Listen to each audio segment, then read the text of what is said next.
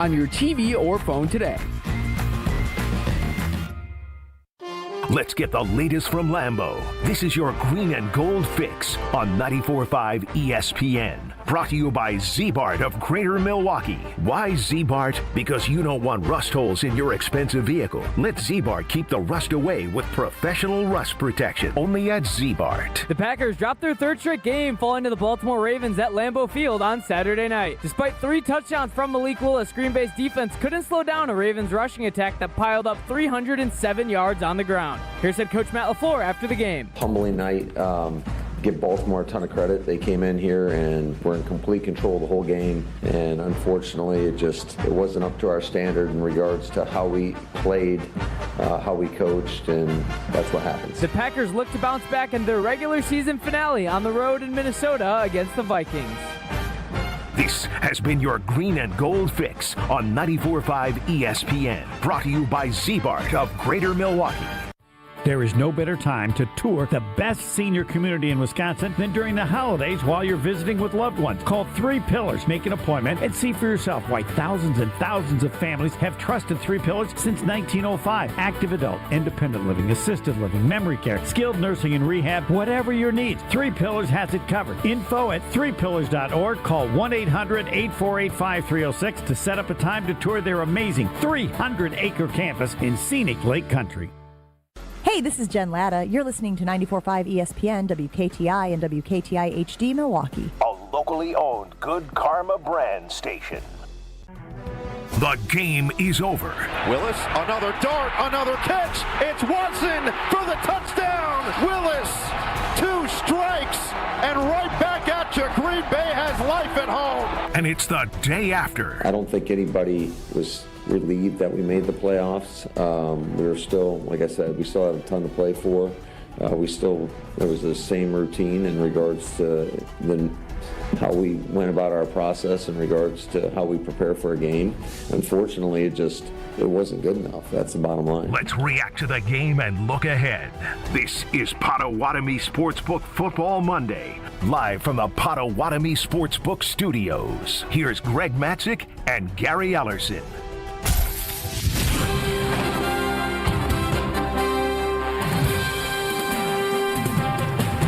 Well, Merry Christmas, everyone. Happy New Year week to one and all from Potawatomi Sportsbook. It is Potawatomi Sportsbook Football Monday. Greg and Gary with you until 8 o'clock tonight. Monday Night Football wrapping up its regular season schedule tonight with the Falcons taking on the Rams. There's really nothing much for drama in this game with the Falcons anyway. Rams, I guess, still playing for playoff seeding. And, of course, seeding will be part of the discussion here tonight as we welcome you in for 2 hours of discussion. I got to be honest with you. I do not want to spend a lot of time on the Packers-Ravens game because I don't want to get an ulcer sitting here in front of you talking about football for 2 hours because it was that bad, Gary. It was that bad to close out your home schedule, getting run all over by Derrick Henry and the Baltimore Ravens, a team that no doubt, spent the week looking at the Packers' line of bodies on the defensive line and saying, they don't stand a chance against our running game. Not a chance. Snoop Hundley playing quarterback? Fine. We don't even have to have him throw. Like, this made me think about the NFC Championship game where Raheem Mostert ran for, 300 whatever yards. And that game got out of hand and really no need to pass the ball. Didn't have to. Well, the Ravens didn't have to pass either. And part of that gives me pause here for the Packers moving forward defensively. But we know this. The Packers are locked into the number 7 seed. This is the big question of the week. What do you do if you're Matt LaFleur? How do you approach this game, the final regular season game against Minnesota, knowing that you've dropped 3 straight games, knowing that a 4th straight loss doesn't affect your seeding in any way, maybe snapping that winning streak gives you a little bit of a boost, maybe a little jolt going into the postseason. You also got a quarterback who, if you rest him in Jordan Love, will not have taken a snap in roughly 3 weeks, assuming he starts a playoff game. Plenty of guys beat up on the offensive line. Christian Watson played last year in a meaningless game the final week of the season and tore his ACL. So Matt LaFleur has seen everything here. What do you do? Well, let me just back up just a little bit because we won't dive too. I guess my overall feeling about the Ravens game, when I saw Matt LaFleur do a presser and they asked him about, a day later about after he saw the film what he thought.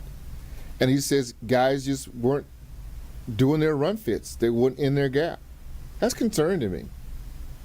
Because, Greg, you're A gap, B gap, C gap, D gap. I mean, it really just doesn't get any simpler than that. That's an issue. You're in the last week of the season, and you mean to tell me these guys can't be coachable, or you can't get these guys where they're supposed to be? That's disturbing. Because a team rushing for over 300 yards on you is not normal in the NFL anymore, because it is more about the passing game. And it's not like the Packers didn't know it was going to be Derrick Henry. They knew Lamar Jackson wasn't going to play. So they knew what the game plan was going to be. That's like you're getting the answers to the test before you take the test. You already know what it is. That's like the teacher the day before she comes in and she just gives you the answers to the test. Now, you don't know what question it's going to be, like it may be question 1, question 2. You don't know what order it's going to come in, but you've got the answers. That's disturbing to me. I mean, and we'll get into a lot of stuff with coaching, Matt LaFleur and all that a little bit later, but that's disturbing to me that these guys still don't understand the concept of defense where you're supposed to be. A gap, B gap, C gap, D gap. You learn that like Little League, where you're supposed to be. And I get a lot of guys are hurt, and you got new guys. To me, that still doesn't matter. You should know what your run fits are. Those things that should not be foreign to your defense. Okay.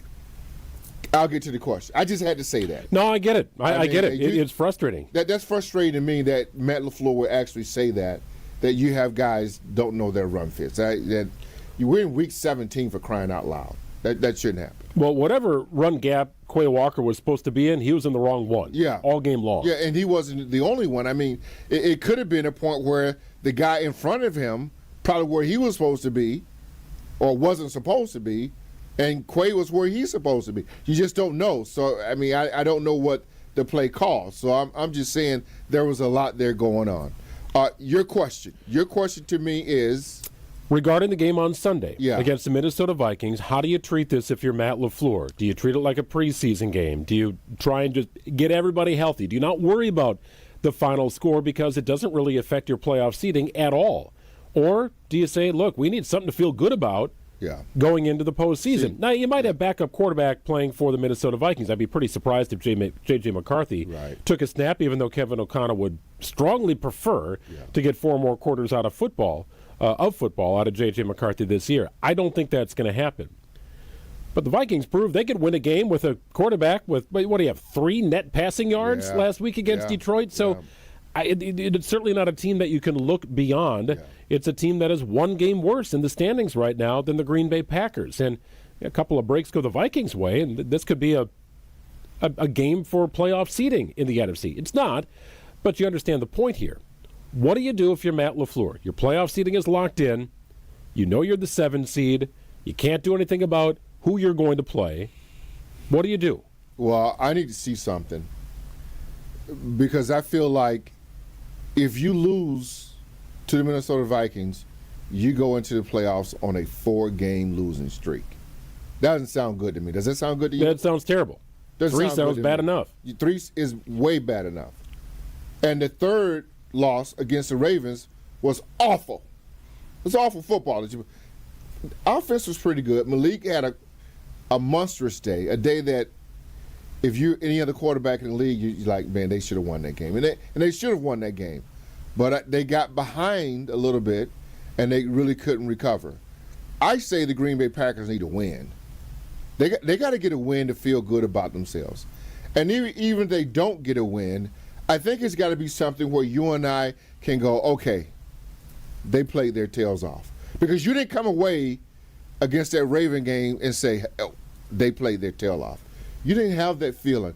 I need to see, and this is just me, I don't know how they feel, but I need to see something where I know that they're all bought in and that they're ready to move into the playoffs on a positive note. I just don't feel like they should go in on a 4-game losing streak. So to me, play your guys. And I know everybody's going to get – this team's been hurt, beat up more than most.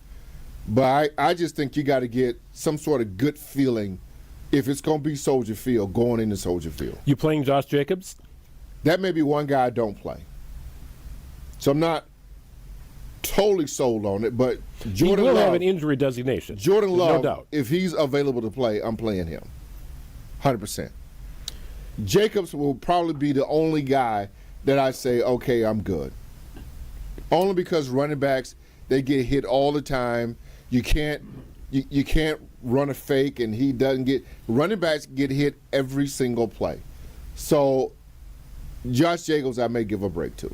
Here's what Matt LaFleur had to say about it, because he was asked yesterday, as a matter of fact, what do you do? What do you do? Final game of the season, nowhere to go if they're playoff seeding, can't fall out of the playoffs, can't move up to the number 6 seed. You have no control over who you play.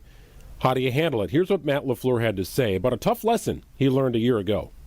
I think you're always leaning on past experiences, and certainly it was a tough lesson a year ago in regards to what we lost going into the wild card round.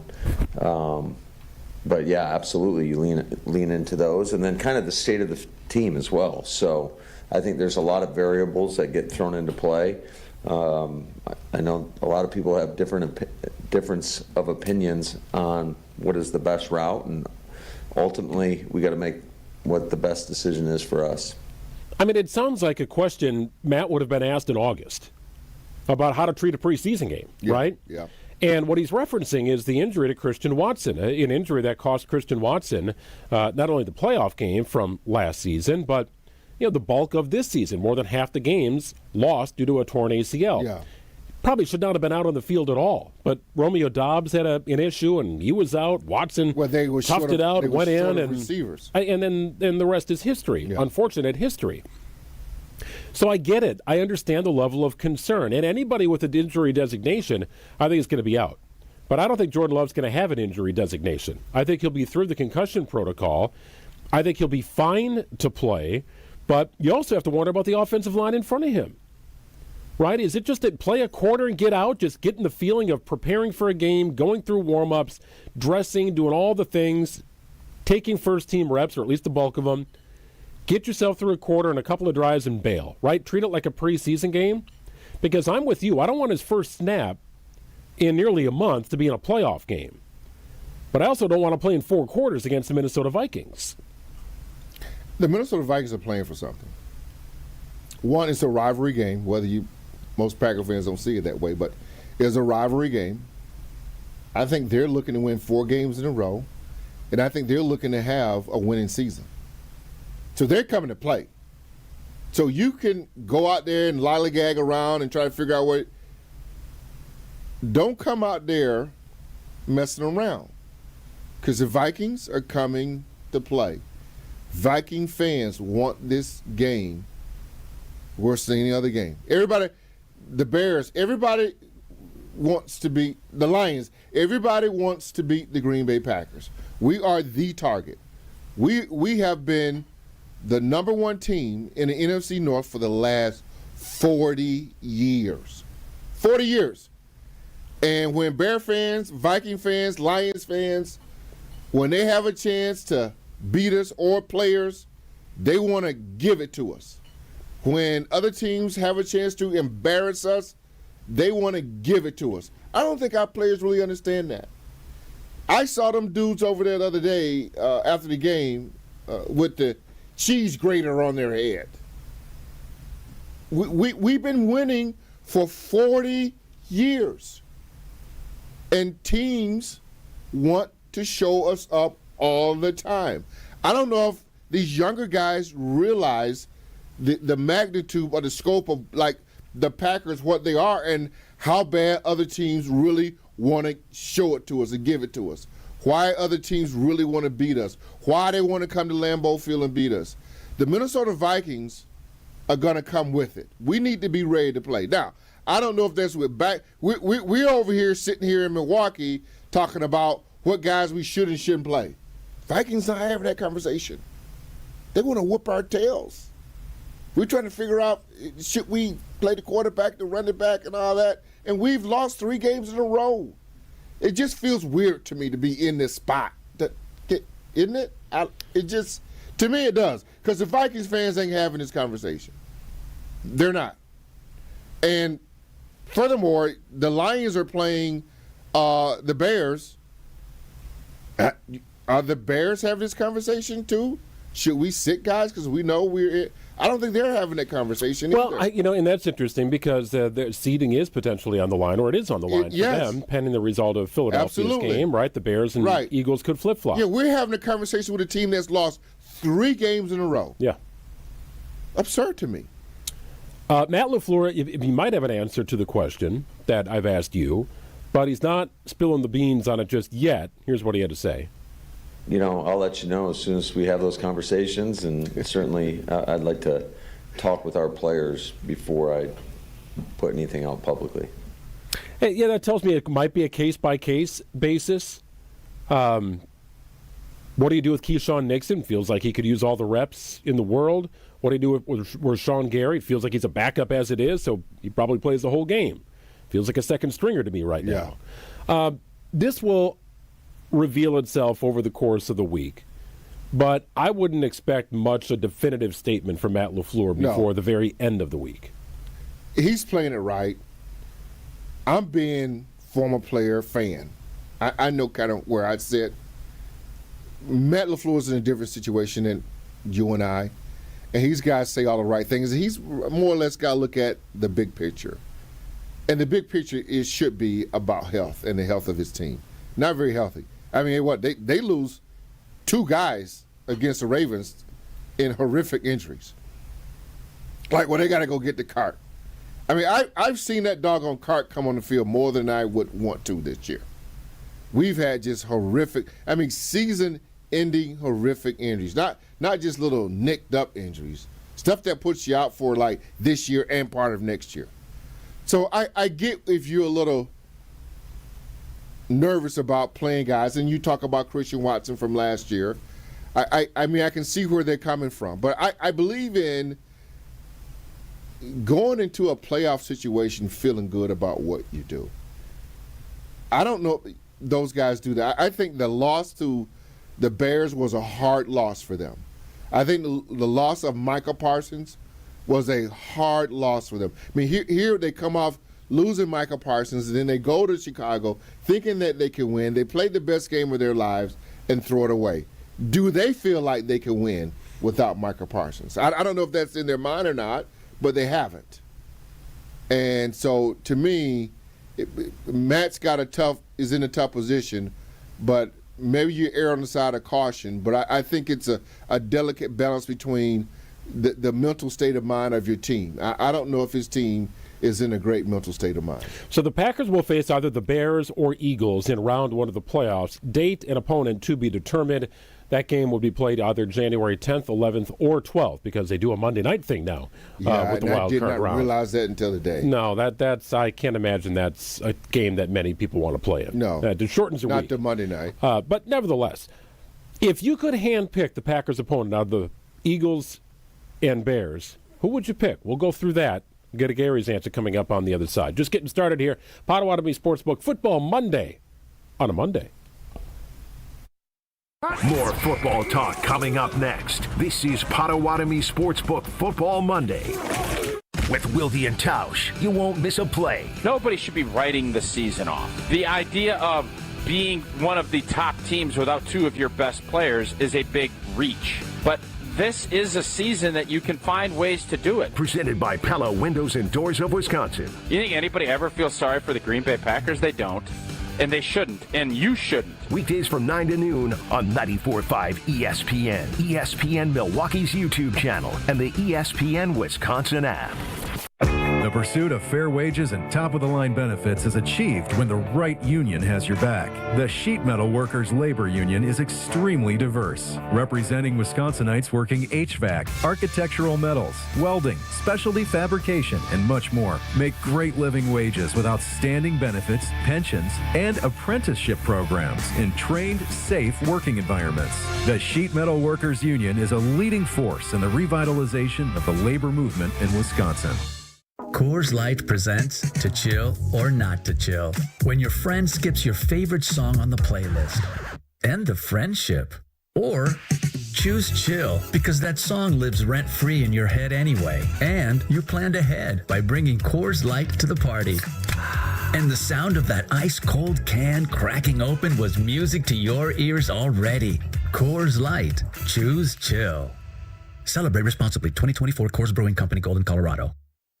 Fisco is always there for your auto body care. When accidents happen, Fisco Auto Body on Forest Home in Franklin is there when you need them. Got a broken mirror? They'll take care of it. Dented bumper? Scratch paint? Fisco Auto Body will take care of it. If there's any damage you need fixed, Fisco has you covered. Their expert workmanship is guaranteed for the life of your vehicle. So stop in for all of your auto bumps and dings. Once again, you know the line. That's Fisco.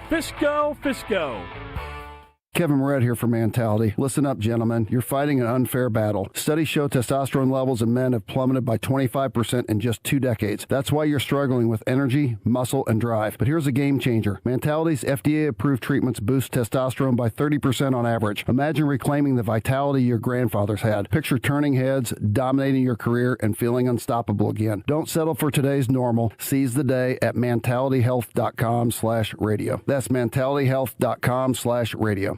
Let's get the latest from Lambeau. This is your Green and Gold Fix on 94.5 ESPN. Brought to you by Tri-City National Bank. Tri-City National Bank offers a full suite of personal and business banking products at more than 25 convenient locations. Open your account today at the community bank that's Milwaukee's best bank. Learn more at tcnb.com. The Packers dropped their third straight game, falling to the Baltimore Ravens at Lambeau Field on Saturday night. Despite 3 touchdowns from Malik Willis, Green Bay's defense couldn't slow down a Ravens rushing attack that piled up 307 yards on the ground. Here's head coach Matt LaFleur after the game. Humbling night.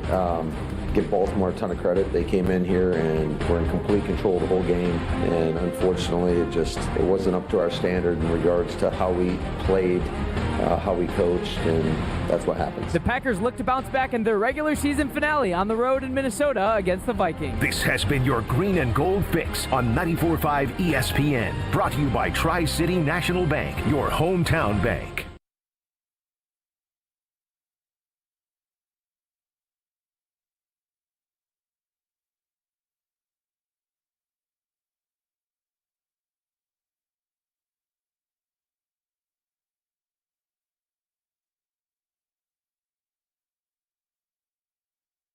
You're listening to Potawatomi Sportsbook Football Monday, live from the Potawatomi Sportsbook Studios on 94.5 ESPN.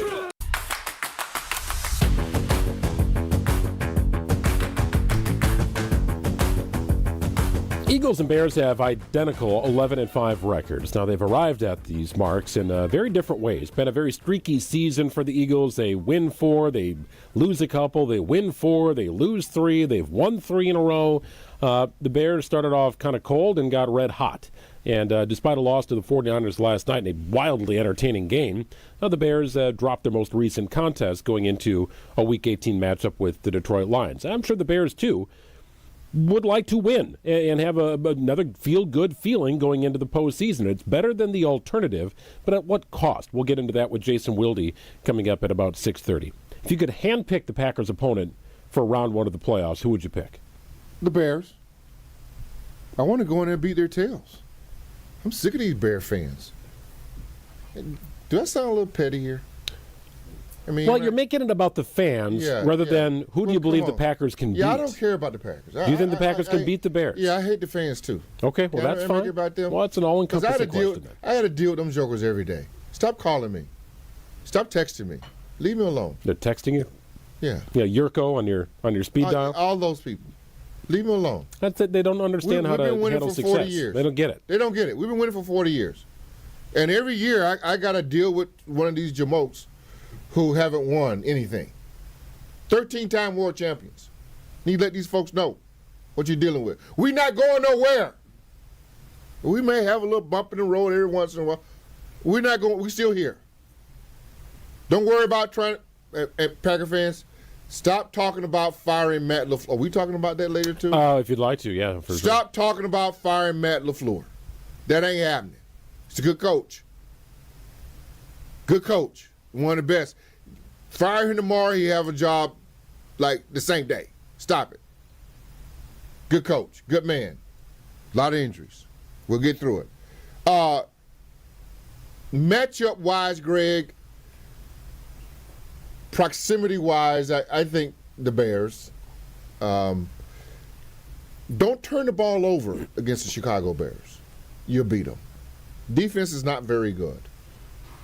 But they lead the league in turnovers, so they get you there. If you watched the game last night, right away, they get a pick six and they're up. I mean, but that's what they've been doing all year long. That's their thing. And Caleb Williams, I said this last year, and I'm saying it again, generational talent. Not afraid to say he's better than Jordan Love. May not play like it all the time. Once Ben Johnson get him, it's like Caleb Williams is almost like what Brett Favre was when he first got here. A guy that has immense talent, but you got to have the right coach to get it all together. I think you're finally seeing that with him. He can make throws not a lot of guys can make. The dude is unbelievable, generational talent. But they can beat them. I think if they were to play the Eagles, I think it'll be tough. I think it'll be tough because the brand of football that the Eagles want to play, and maybe the Bears do that too, but Ben Johnson always want to be the smartest guy in the room, i.e. I'm going to get short yards and goal line. I'm going to get the tight end, bring him in motion. You got to open your legs wide enough, and we're going to snap it through the tight end's the center leg, and then we're going to snap it all the way to the guy. Run the ball, Ben Johnson. The Eagles, I think, are a lot like the Ravens, where I think they'll just try to go beat us up, right? Then if you're going to play the 49ers, can you score enough to keep up with them? Because their defense is not as good as it used to be, too. We saw that last night. And it feels like that 49ers offense is just clicking right now. I mean, you feel like they may – Rams, they play tonight. To me, the Rams are the best team in the NFC. I got them my best team. So, but am I afraid to go to L.A.? No. I think we do well playing in L.A. We got work to do to get there, right? I mean, yeah. it's either Philadelphia or Chicago first. Right. I am with you. I would rather the Packers travel to Chicago for a couple of different reasons. I don't think the Packers are playing better than Chicago right now. Let me be very clear about 100%. that. Despite how that game unfolded a couple of weeks ago at Soldier Field, the Bears are playing better football than the Green Bay Packers. 100%. However, I think the Packers' only chance to win a playoff game in its current state is a shootout, because I don't believe their defense can regularly stop an opposing offense, playoff caliber offense right now. And I think it's tougher to get into a shootout kind of matchup with Philadelphia. I think the Bears like a shootout. I think they're comfortable in a shootout. They've been winning shootouts all year long. And it would not be out of the ordinary to see a Packers-Bears playoff game, go into mid to upper 20s, maybe touch 30 points apiece, right? It just, that's kind of how the offenses look to me. You just can't make mistakes. Right? The Bears made one mistake. It resulted in a field goal instead of a touchdown. There were some other mistakes along the way. But that was not a field goal game last night. That was a touchdown or bust sort of game. And the 49ers ended up with one more than the Bears. But that was a crazily entertaining game. Great game. Wild game. Loved that game. Right now, the Bears are playing better football. They've got a little more momentum on their side. I don't think they're fazed by that loss. The Packers are still trying to figure out how to get from point A to point B in a game without their defensive leader. They haven't figured it out yet. They have not figured it out yet. It wasn't pretty against the Bears, even though their final point production at the end of regulation was 16 points. Keep in mind, the Bears had 5 penalties on offense. All came on third down. That affected that game tremendously. Plus the little shoot the shotgun pass between Cole Kmet's legs over Kyle Monangai's head and screwed him up, took 7 points off the board. Let me interject here real quick. You talked about defense leader. They're searching for one. They don't have one right now they don't. On defense. They're They searching. do not have one. You would have thought it'd been Xavier McKinney, but he hasn't had a really good year like he had. But you know who's the guy? Lucas Van Ness. It showed up this last game. Played better. He played pretty well. First round pick. If you're looking for a guy to get behind, I think it's got to be Lucas Van Ness. We'll talk more about his play and his importance with Jason Wilde coming up next. I watched a breakdown of Lucas Van Ness' tape. You did? Today, and I thought it was impressive. Really? There were some good things on there. Wow. He took on blockers head on with a bull rush. He dove below a blocker's legs to tackle a running back in the backfield. He forced a couple of quicker than usual throws from Caleb Williams. Yes. But that's what you have to do to Caleb to keep him off target. And they need a guy, though. You give him time, you're done. But they need a guy. Done. But they need a guy, Greg. They need a guy that they can rally behind on that defense. They need a leader. They need a guy, show me the way guy. They need a show me the way guy. Van Ness, how long has he been in the league? 3 years? 4 years? It's definitely not 52 and 19.5. 52 is Rashawn Gary. $19.5 million is his salary for next year. Jason Wilde joins us after this. Potawatomi Sportsbook Football Monday. What does pay have anything to do with it? Why you got to waste of dollars?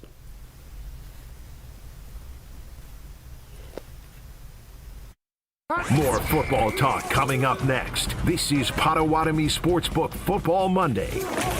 Homer here for Window Nation's end of the year sale. It's cold here in Milwaukee, and if you've been thinking about new windows, it's good you waited, because during Window Nation's end of the year sale, get 50% off, plus you could get 0% interest for 5 years. On windows that stop the cold wintry drafts, seal out moisture, and so energy efficient, you'll save money on your utility bills. Installed in 1 day. Lifetime warranty and an A+ rating from the Better Business Bureau. Sale ends soon. Don't miss out on big savings. WindowNation.com to get started. To help those who want to be helped, but may not be able to afford it. That's what PGA Tour winner Grayson Murray had envisioned for a foundation before he sadly took his own life at just 30 years old. His parents channeled their grief into creating the Grayson Murray Foundation, carrying out his vision to help those struggling with mental health and addiction. To donate and learn more, visit GraysonMurrayFoundation.com.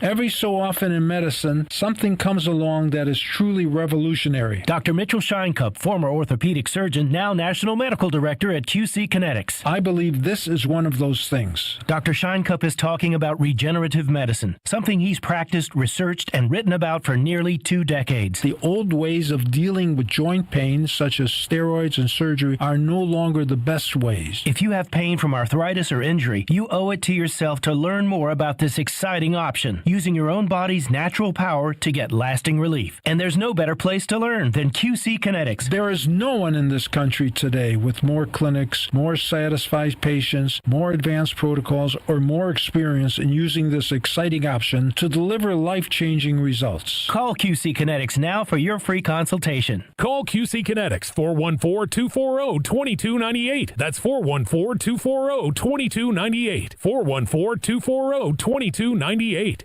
It's ESPN Wisconsin's Game Night Show for Events by Design. Events like appreciation parties and retreats can go a long way towards boosting morale and retaining top talent. Events by Design is your go-to creative partner for employee events that truly make an impact. They help leaders retain top talent by making their people feel seen, valued, and celebrated. The creative team at Events by Design does all the planning and production, making sure things not only look great, but also work.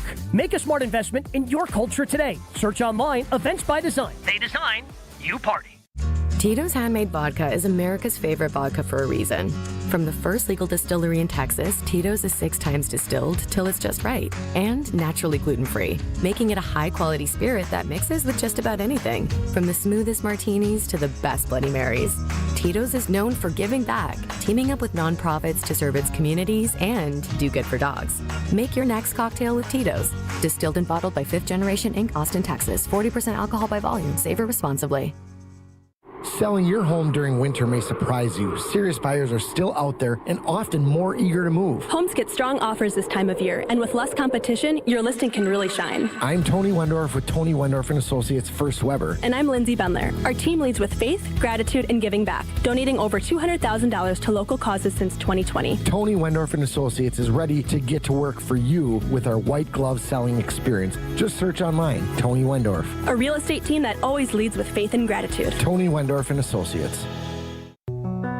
Victor deployed for the first time to Afghanistan in 2003. He sustained a moderate traumatic brain injury. One of the most important elements of caregiving is taking care of yourself. For many military veteran caregivers, their caregiving journey starts earlier in life and lasts longer. Visit aarp.org/caregiving for a free military veterans guide to navigate your caregiving journey and better care for your loved one and yourself. Brought to you by AARP and the Ad Council. We're back with Potawatomi Sportsbook Football Monday, live from the Potawatomi Sportsbook Studios on 94.5 ESPN.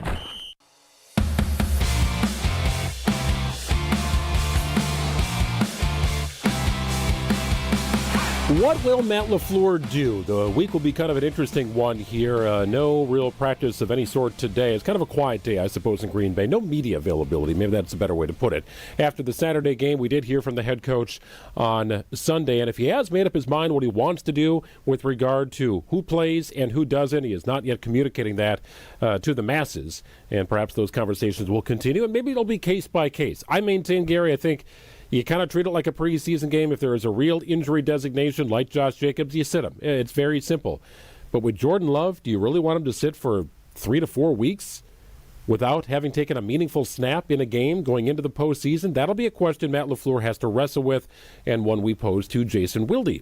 Wilde and Tausch, 9 to noon on ESPN Wisconsin, and read his work online at channel3000.com. Hey, Wilde.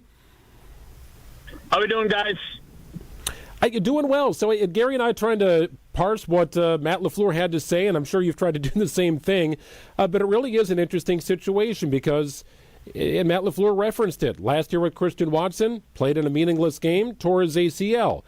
Now, granted, you also now have a team with a 3-game losing streak that is all sorts of beat up.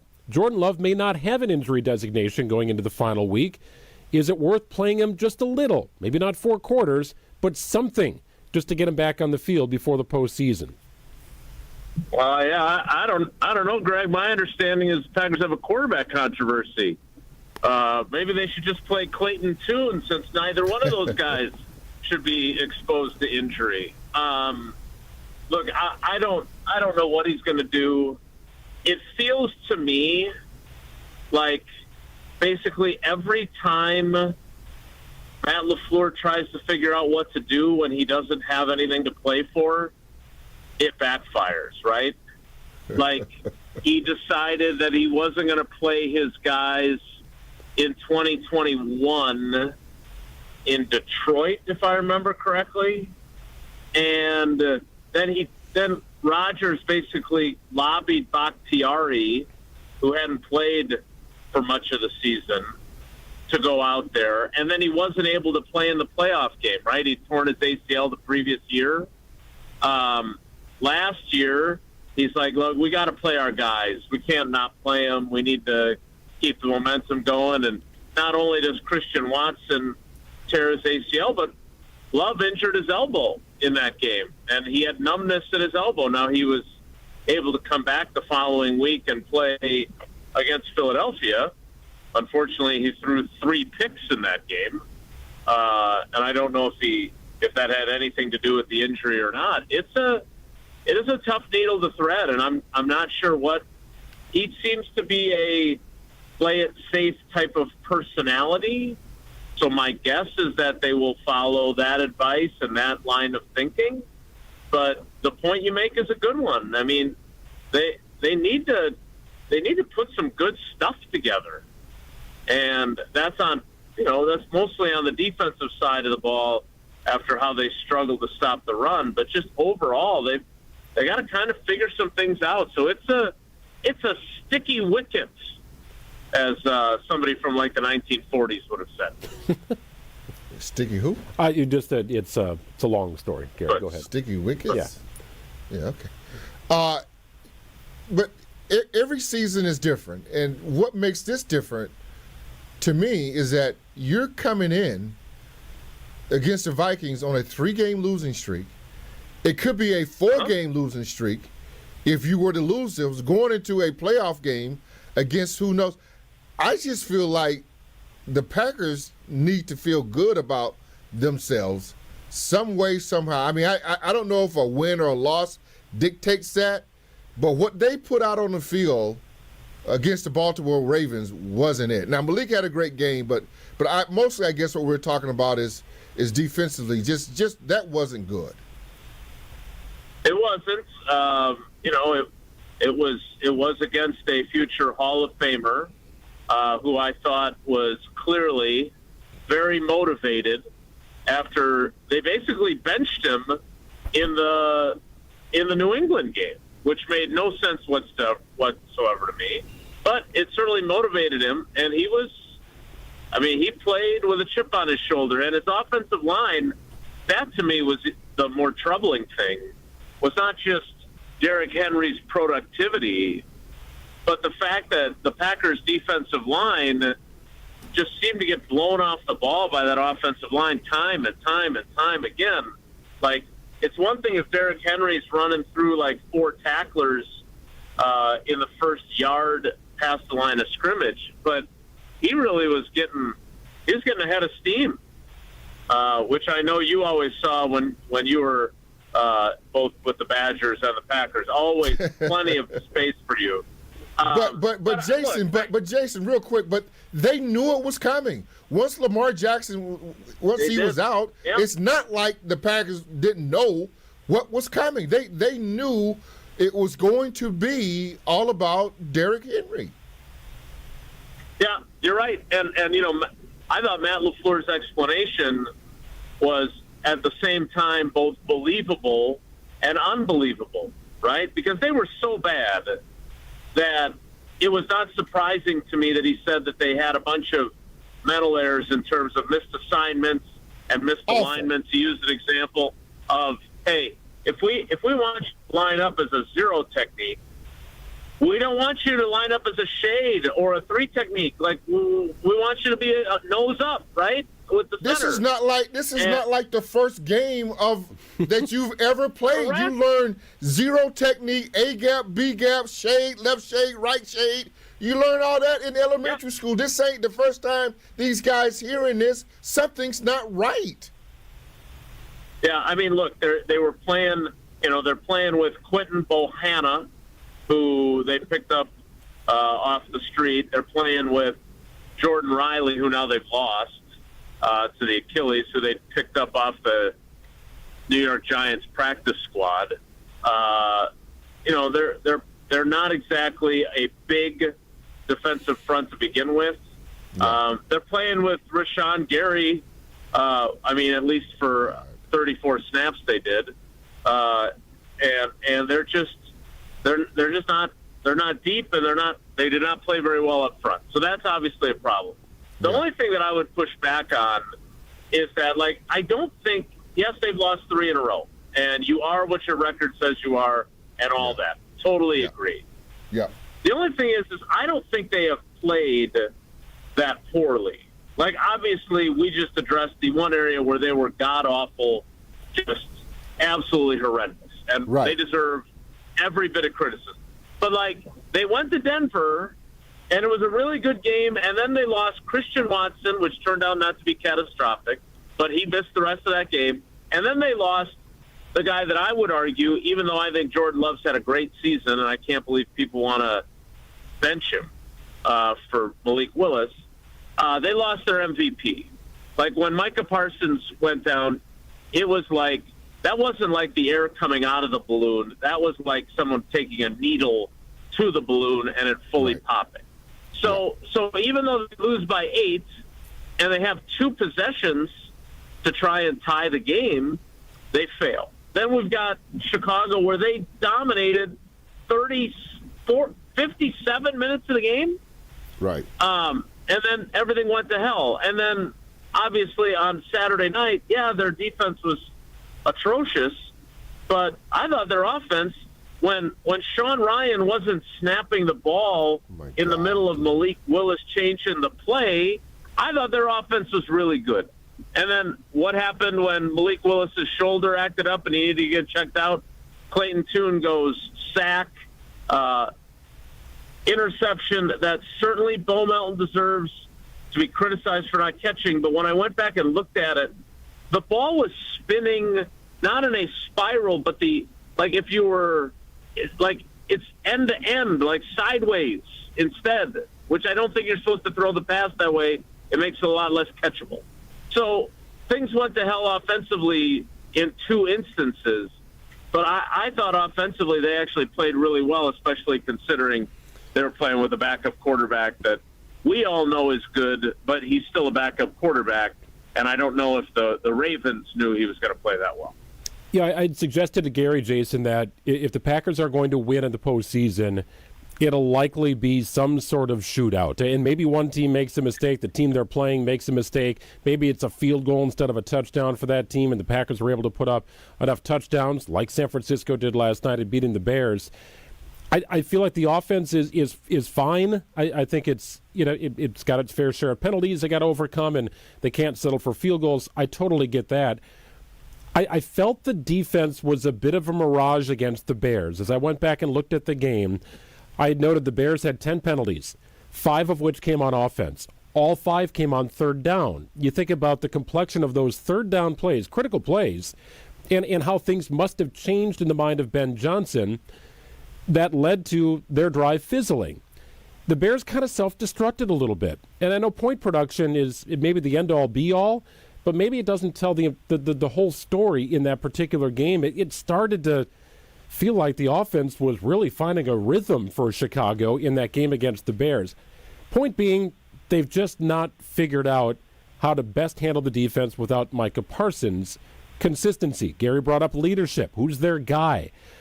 All this has me leading to believe they're going to have to outscore teams. They're really going to have to put up some points if they want to win and advance. I mean, look, they clearly need guys to rise up. There's no two ways about that. I couldn't agree with you more on that. I'm not willing to give up on their defense yet. Obviously, their run defense was pitiful. No ifs, ands, or buts about it. Obviously, they have to start figuring out what they're going to do with unproductive guys, whether they're first-round picks and $96 million players or not. And they've got to figure out what they're going to do to generate pressure without Micah Parsons. And if that means blitzing more, I don't think you're wrong about the Bears' offense maybe not being as bad as the Packers made it look in that game in Chicago. But I would also say that I'm not sure it's as good as it looked against San Francisco last night, because that colored my judgment too. I was like, wow, okay, maybe these guys are hitting their stride. Again, the 49ers are missing a lot of pieces too. They're just finding a better way to win than other teams that have had injury problems. So, I don't know what to expect on I kind of know what to expect on Sunday if nobody plays, but I still think the Packers are better than the Bears. And that's, you guys know me, I'm not a fan. That's not a fan opinion. That's a reporter's opinion. And maybe I'm wrong. Maybe they go down there and the Bears beat them again. But I think if they play the Bears, I think they are not only capable of winning, I think they should go down there expecting to win. They are not. Look, this team is not. The injuries are different than the 2010 team. But the one thing I would say, and I was bringing this up to somebody else earlier today, I remember the 2010 season, and that was back when I traveled every single game. And they went down to Atlanta, and they lost. And Atlanta was on track to be the number 1 seed, which they ended up being. And I've never been in a more confident losing locker room ever. Those guys were like, we're better than these guys. We're going to beat them. And I think the Packers should feel that way about the Bears. Not overconfident, but they have to know that they did more to lose that game than the Bears did to win. And that should be a powerful motivator to get things right this weekend in Minneapolis and then get out there the following week, if it ends up being the Bears, and be the team that you were for most of that game and be the team you believe you are, as opposed to what you were in the final 3 minutes and in overtime. We'll definitely be paying close attention to the words of Matt LaFleur and the injury report when it first comes out here on Wednesday of this week. Check out Wilde and Tausch tomorrow and the rest of this week, with the exception of Thursday, right, Jason? That is an off day for Wilde and Tausch this week. Yeah, I think I'm not 100% sure, but I think I don't know if we're out on Wednesday or not. I better find that out. I know I'm on with you on Wednesday. Okay, well, as long as we get that settled. Y'all need to figure that out. But before we let you go, Greg, real quick. Where am I going? I'm sorry, Greg. I mean, Jason. Before, is there? Are you on board with a package maybe for Malik to come in the game for Jordan Love for a player or two, or are you in the camp? I'm in the camp. It's all about Jordan Love. We don't need to be subbing in and out. Where you are with that?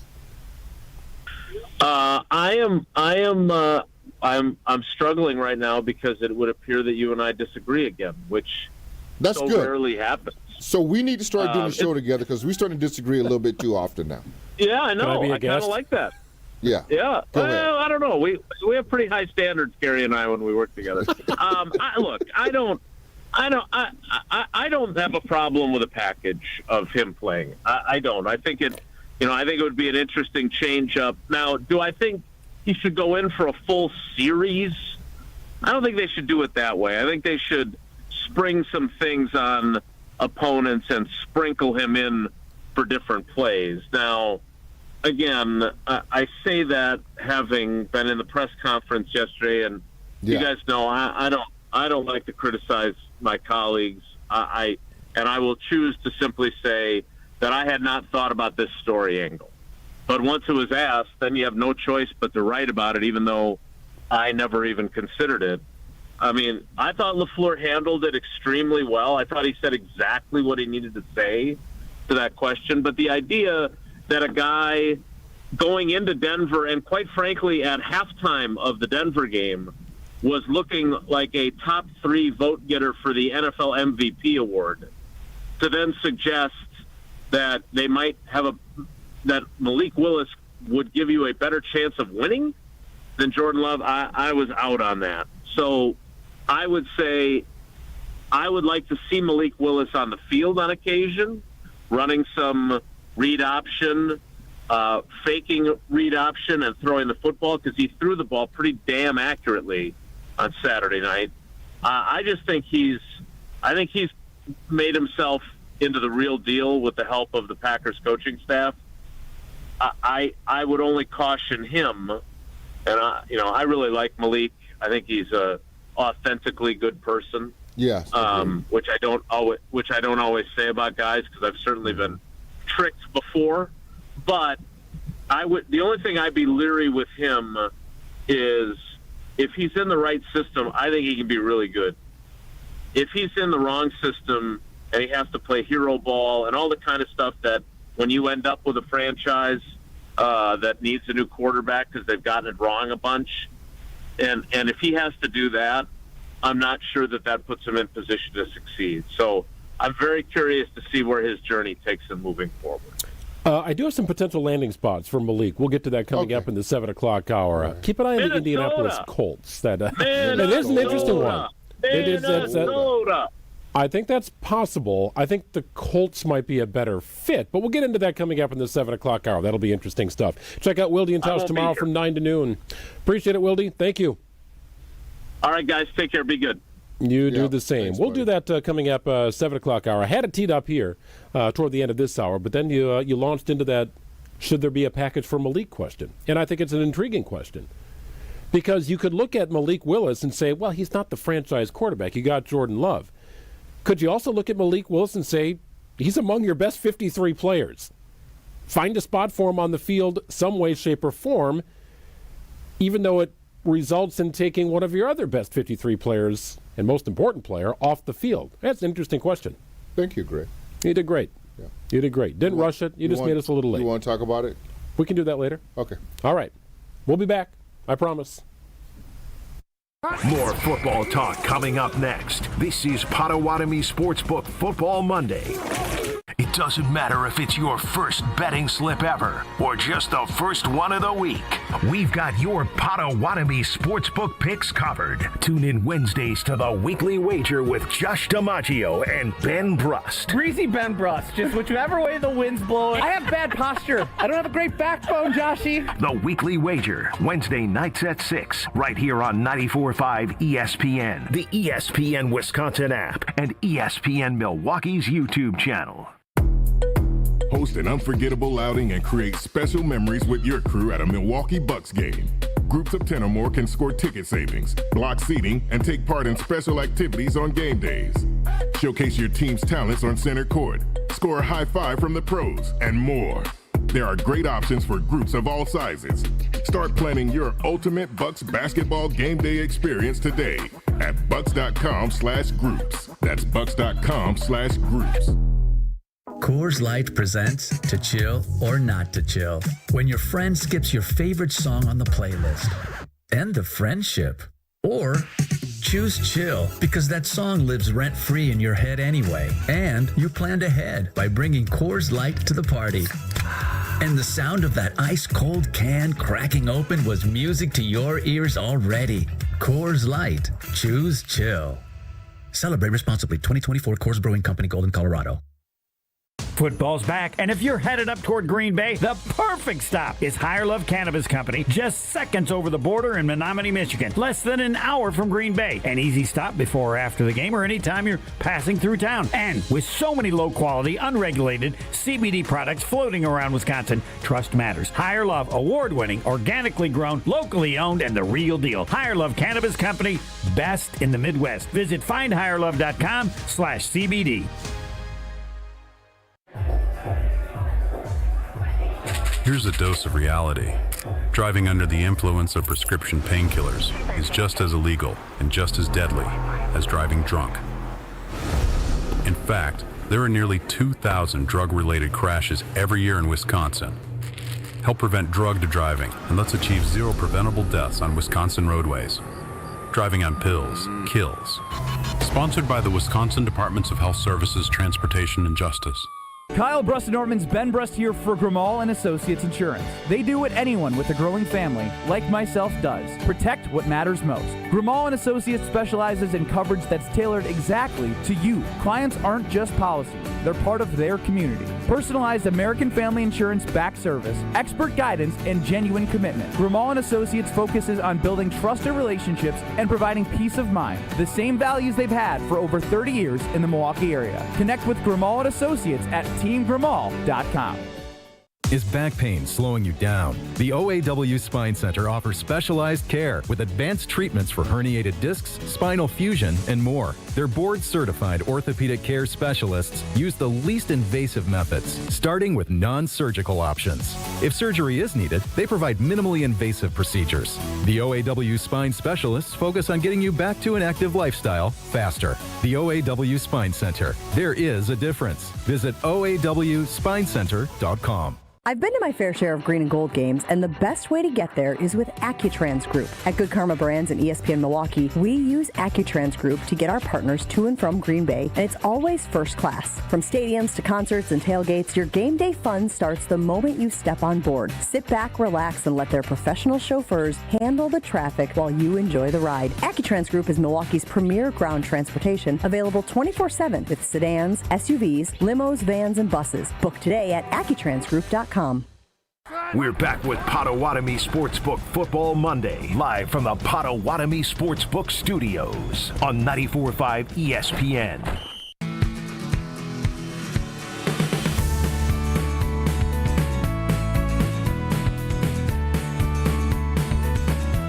Wrapping up hour number one here, it's Potawatomi Sportsbook Football Monday. Greg and Gary from Potawatomi Sportsbook. Monday night game about to get started. Potawatomi Sportsbook Football Monday. Well, that does, but we only Greg have and Gary has a good ring. Greg and Gary show? I like the way you said that, Greg. It's not really the Greg and Gary show. It's definitely not that. It's just You're the star of this. Well, I'm just trying to steer the ship. No. You're driving it. I'm just trying to keep us on the rails, but it's your expertise. Yeah, I just get on. Insight, storytelling. All that. That's the good stuff. Yeah. That's the stuff we need. Sure.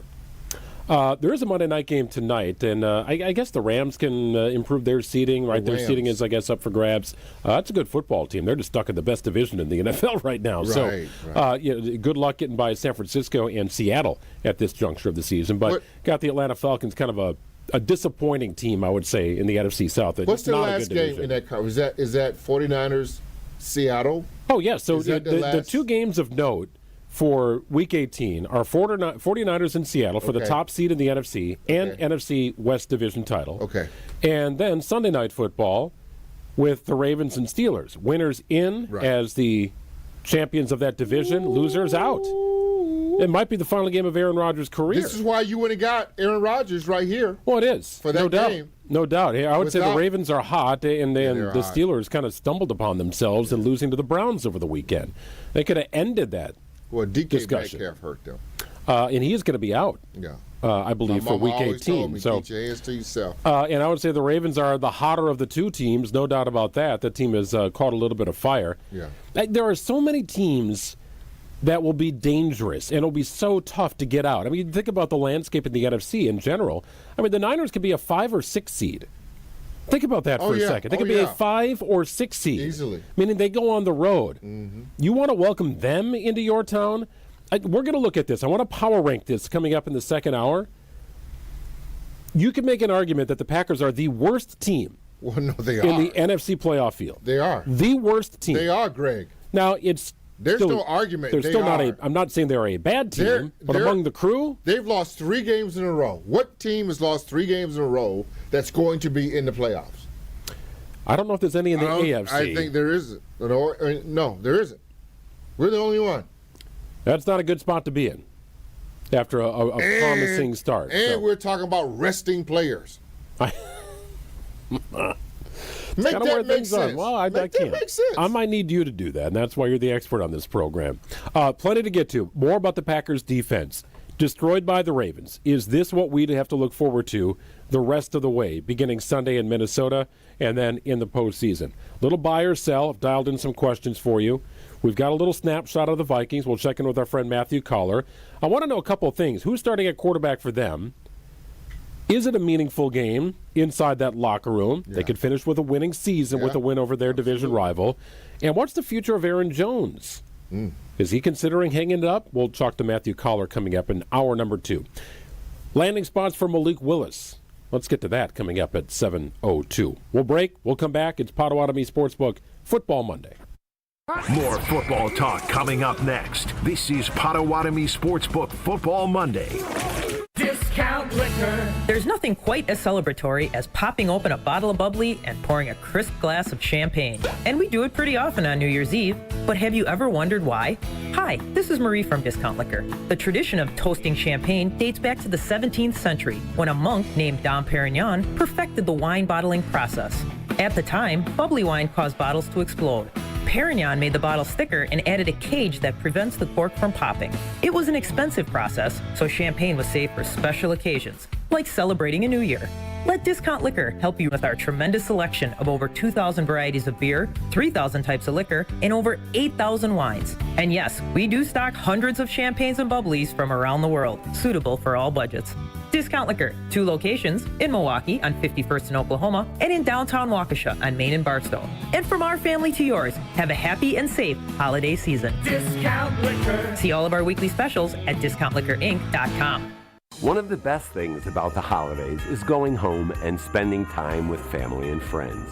One of the worst things, getting there. Holiday travel can be tough, especially driving. If you or a loved one needs help after an accident this holiday season, we're here for you. Our top-notch team of experienced professionals is available 24/7. Be safe this holiday season. Gruber Law Offices. One call, that's all. This season, the Bucs are going for it all. A game winner for the Greek Freak. Go inside the team's pursuit of a championship on Locked In, the new season of the Behind the Bucs podcast, narrated by Bucs legend Marcus Johnson. Hear from the team stars on why they think they can make history. It's all on Behind the Bucs on the Bucs Plus audio network. Behind the Bucs is presented by Gallagher, your trusted insurance broker, and HR and benefits consultant. Available now on Bucs.com/plus, the Bucs app, the new ESPN Wisconsin app, and wherever you get podcasts. Hey, it's Rich Eisen. You're listening to 94.5 ESPN WKTI and WKTI HD Milwaukee. A locally owned Good Karma brand station. The game is over. Willis, another dart, another catch. It's Watson for the touchdown. Willis, 2 strikes, and right back at you. Green Bay has life at home. And it's the day after. I don't think anybody was relieved that we made the playoffs. We were still, like I said, we still had a ton to play for. There was the same routine in regards to how we went about our process in regards to how we prepare for a game. Unfortunately, it wasn't good enough. That's the bottom line. Let's react to the game and look ahead. This is Potawatomi Sportsbook Football Monday, live from the Potawatomi Sportsbook Studios. Here's Greg Matzik and Gary Ellerson.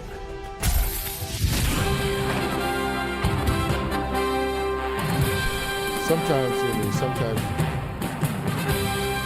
Back in, it's hour number 2, Potawatomi Sportsbook Football Monday. Greg and Gary with you till 8 o'clock tonight, and Monday Night Football about to get going here. The Atlanta Falcons, they might be looking for a quarterback next year. They may be looking for a whole new coaching staff. Well, that's a very good point, too. They got the running back. They got that figured out, but it's a disappointing year here for the Falcons. He's probably the best taking on the running Rams. back in the league. Bijan Robinson? Yeah.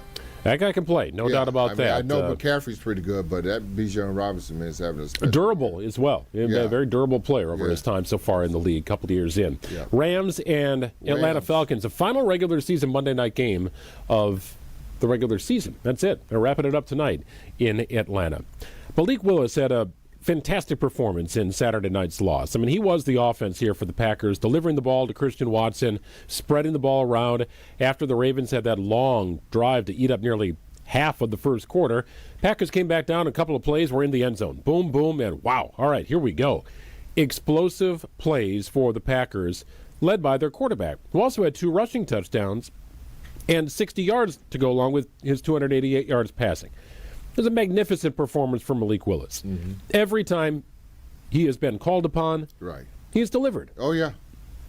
And it's been a remarkable turnaround from his rookie season in Tennessee. That's just one of those franchises where if you're a rookie quarterback, you get thrown into the fire, it's likely not going to end up well. Mm-hmm. I think Cam Ward probably did the best out of a terrible situation in Tennessee. Will Levis was awful. Is he a terrible quarterback? Well, being in Tennessee probably doesn't help. And that's what Malik Willis ran into in Tennessee. He ends up with a good offensive mind in Matt LaFleur, and they turn him around. And credit Malik for putting in the work, delivering, being calm, being ready, being professional. I love everything about Malik Willis. There's nothing to suggest he could not be a starter somewhere in the NFL. It's not going to be in Green Bay, though, next year. And for anybody who thinks that might be a quarterback controversy because of the way Malik Willis has played when given the opportunity, well, Matt LaFleur has shut that idea down.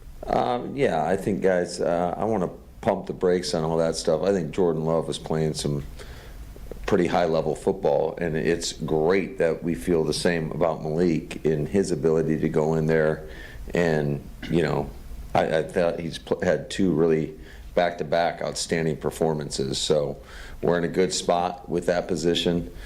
Certainly have a lot of confidence in both of those guys, but I mean, it's pretty clear that Jordan is our franchise quarterback, and he is going to be when he is healthy, he's going to be our starter. So I just want to squash all that. So Matt LaFleur pumping the brakes on the idea that there is a quarterback controversy in Green Bay, and there should not be a quarterback controversy in Green Bay. But still, it begs the question, where does Malik Willis end up next year? Somebody's going to give him money, and I would say starter money. I mean, think about this. Justin Fields, what did he get paid? $20 million to sit on the bench for the Jets? Yeah. Like, the money you have to expend for quarterbacks is ridiculous. It is. But Malik Willis is going to get a shot. So what are the logical landing spots for Malik Willis? I'd love to be able to work out a trade at some point somehow, but that's not going to work out for Green Bay. This is likely compensation through free agent loss via draft pick. So Packers will get something back from Malik Willis, compensation-wise. But where does he end up? Because the Jets are terrible. If I'm Malik Willis, I don't want to go there. The Raiders are terrible. I ain't going out there. Why would I want to play with that team? They're garbage. And he could make a similar argument, maybe, for Atlanta, where they've got Michael Penix, but remember he tore his ACL. But does that become a quarterback controversy when he's healthy? Well, what about Kansas City? Well, that's clearly Patrick Mahomes' team. When he's ready to go after his torn ACL, it's his job, and Malik Willis becomes a high-end backup. Malik Willis deserves a chance to be a starter and an every-week starter without controversy in the NFL. I think he's earned that opportunity. I think somebody will pay him to have that role. The question is, whom? I did some research. I got a few teams, but I want to hear your thoughts here. I don't have teams, but I have some advice for Malik Willis. If it's about the paycheck, go get all the money that you can. But if it's about the right fit, it may not be about the right paycheck. Because you can make all the money and not have the right fit. The coaching staff is what I'm talking about, and the team around you make the money and be miserable. Or you can go somewhere where you know you're going to win and you're going to further develop yourself and may not make all the money. Because everybody's making this about the holy dollar, and it, as well as it should be, because he's earned the right for that. But the teams that you name, most certainly, they would be at the top of my list. Colts, did you talk about the Colts? I mean, they would be at the top of my list because Richardson, I'm not sure if he's going to ever play football again, and he was their first-round pick. But there's always, I mean, you can go, Greg, start from the bottom. The last 15 teams in the league, probably all 15 of those teams needs quarterbacks. No doubt. Or a team like the Giants, more likely to stick with Jackson Dart. They're going to stick with Dart. Dart, I mean, yes. there are some situations where they've got the guy, just they got to develop the guy. Right. So to me, it boiled down to three teams. All right. There's three realistic teams Let me see if I that make a lot of sense for the team and for the player. All right. Where you can get the money, you can find success, you can be part of a, I think, fairly stable organization, but also with a playoff caliber roster. Like you're there, you're pretty close to there. Right. Steady quarterback play maybe puts them over the top. All right. And number one is the Indianapolis Colts. Yeah. Oh yeah. I mean, the number one. If I'm handpicking, that might be the team I pick if I'm Malik Willis. If I'm him. Right. So Daniel Jones, 1 year, $13.5 million contract. He tears his ACL. Mm-hmm. Maybe they sign him, they restructure a deal anyway, so he can train and get healthy, but really with no idea of starting him once he returns and is healthy. But it's sort of we got your back. You gave us as many weeks as you could. We'll allow you to train and rehab here, get on your feet. It could be a situation like that. Yeah. Maybe not, but it could be. But the idea is Daniel Jones will not start again for the Indianapolis Colts if they made a move for Malik Willis. Got the run game. Got a pretty salty defense. And the situation with Richardson, I think, is one to pay attention to. He's still not operating without glasses on, for goodness sake. Dark lensed glasses because of the freak injury that happened. And it's a pretty good squad. Like that was 7-1 Indianapolis Colts, and things just sort of fell apart. They had to Riley Leonard and get Phillip Rivers. Like it turned into a quarterback disaster after Daniel Jones got injured. So the Indianapolis Colts, number one on my list. Number two is the Pittsburgh Steelers. Oh, yeah. Okay, I can see that. Aaron Rodgers likely to retire. Good job. Stable with Mike Tomlin, although people are calling for his head. I don't think he's going anywhere. Solid defense, usually. Pretty good running game. Malik can play in cold weather. All right, that's a logical fit for me as well. A third and fourth team are a little bit on the periphery, but I understand the argument. All right, who you got? Minnesota Vikings. Yeah. Will Kevin O'Connell trust J.J. McCarthy again? Are they sold on that? I don't know. I think they are. First-round draft pick. They're hook, line, sinker on that. They're going to ride with that one more year. And you know what's going to happen? Justin Jefferson's going to ask out. It's going to blow up. Therein lies part of the problem because you've got a near championship caliber defense coordinated by Brian Flores. Yeah, but that defense is getting old. That's an old team. Right, so strike while the iron's hot instead of giving JJ one more year? Vikings are an old team. But, yeah, I mean, I think when you spend the draft choice on that guy, you anointed him as the guy. I mean, I don't think it does make sense to me. Like, that's where he could go. But normally when organizations spend that kind of dough on a quarterback and they're going to look at that for a couple years to make sure he doesn't go somewhere else and do something great. The final team I have on my list are the Miami Dolphins. Oh, because Tua's done. Well, Tua signed a massive contract, right? Full of guaranteed money. Yeah. And he just cannot stay healthy. No, he's out. And he was also among the league leaders in interceptions, despite not playing a full season. It's become a disaster situation down there. Yeah. And quite frankly, the Dolphins are an intriguing team. Right. They got the run game. They got some good receivers. Remember, Tyreek was out. Like, they made a little bit of a push here after things went terribly south. Now, the big question is, does Mike McDaniel hold on to his job? There could be a whole regime change there. So you don't want to go there. It's kind of a rocky situation. Yeah, so if I saw Mike McDaniel's hanging on, we trust him. We just think it was kind of a quarterback issue this year. Malik stepped right into our office, and the keys are yours. Right. But I agree with you. It's a tumultuous situation. Yeah. Possible that you have a new head coaching staff. I think that's kind of a longer shot, but that's a team that could use a quarterback. The Falcons are kind of interesting, too. I think they like Michael Penix, but torn ACL, he's going to miss some time. Right. Top of my list, Indianapolis. Correct. Next on the list, Pittsburgh. I've got Minnesota and Miami kind of off to the side. I think Atlanta should be a player in that. Okay. Because of Penix and the knee injury. And Penix has had a lot of knee injuries. So he may not be out of the woods. I put the Falcons in there somewhere. Just changes the whole dynamic of your offense when you got a guy that can move like that. Oh, it does. It does. And you got to get into the right spot, though. I mean, the NFL is more of a drop-back passer league.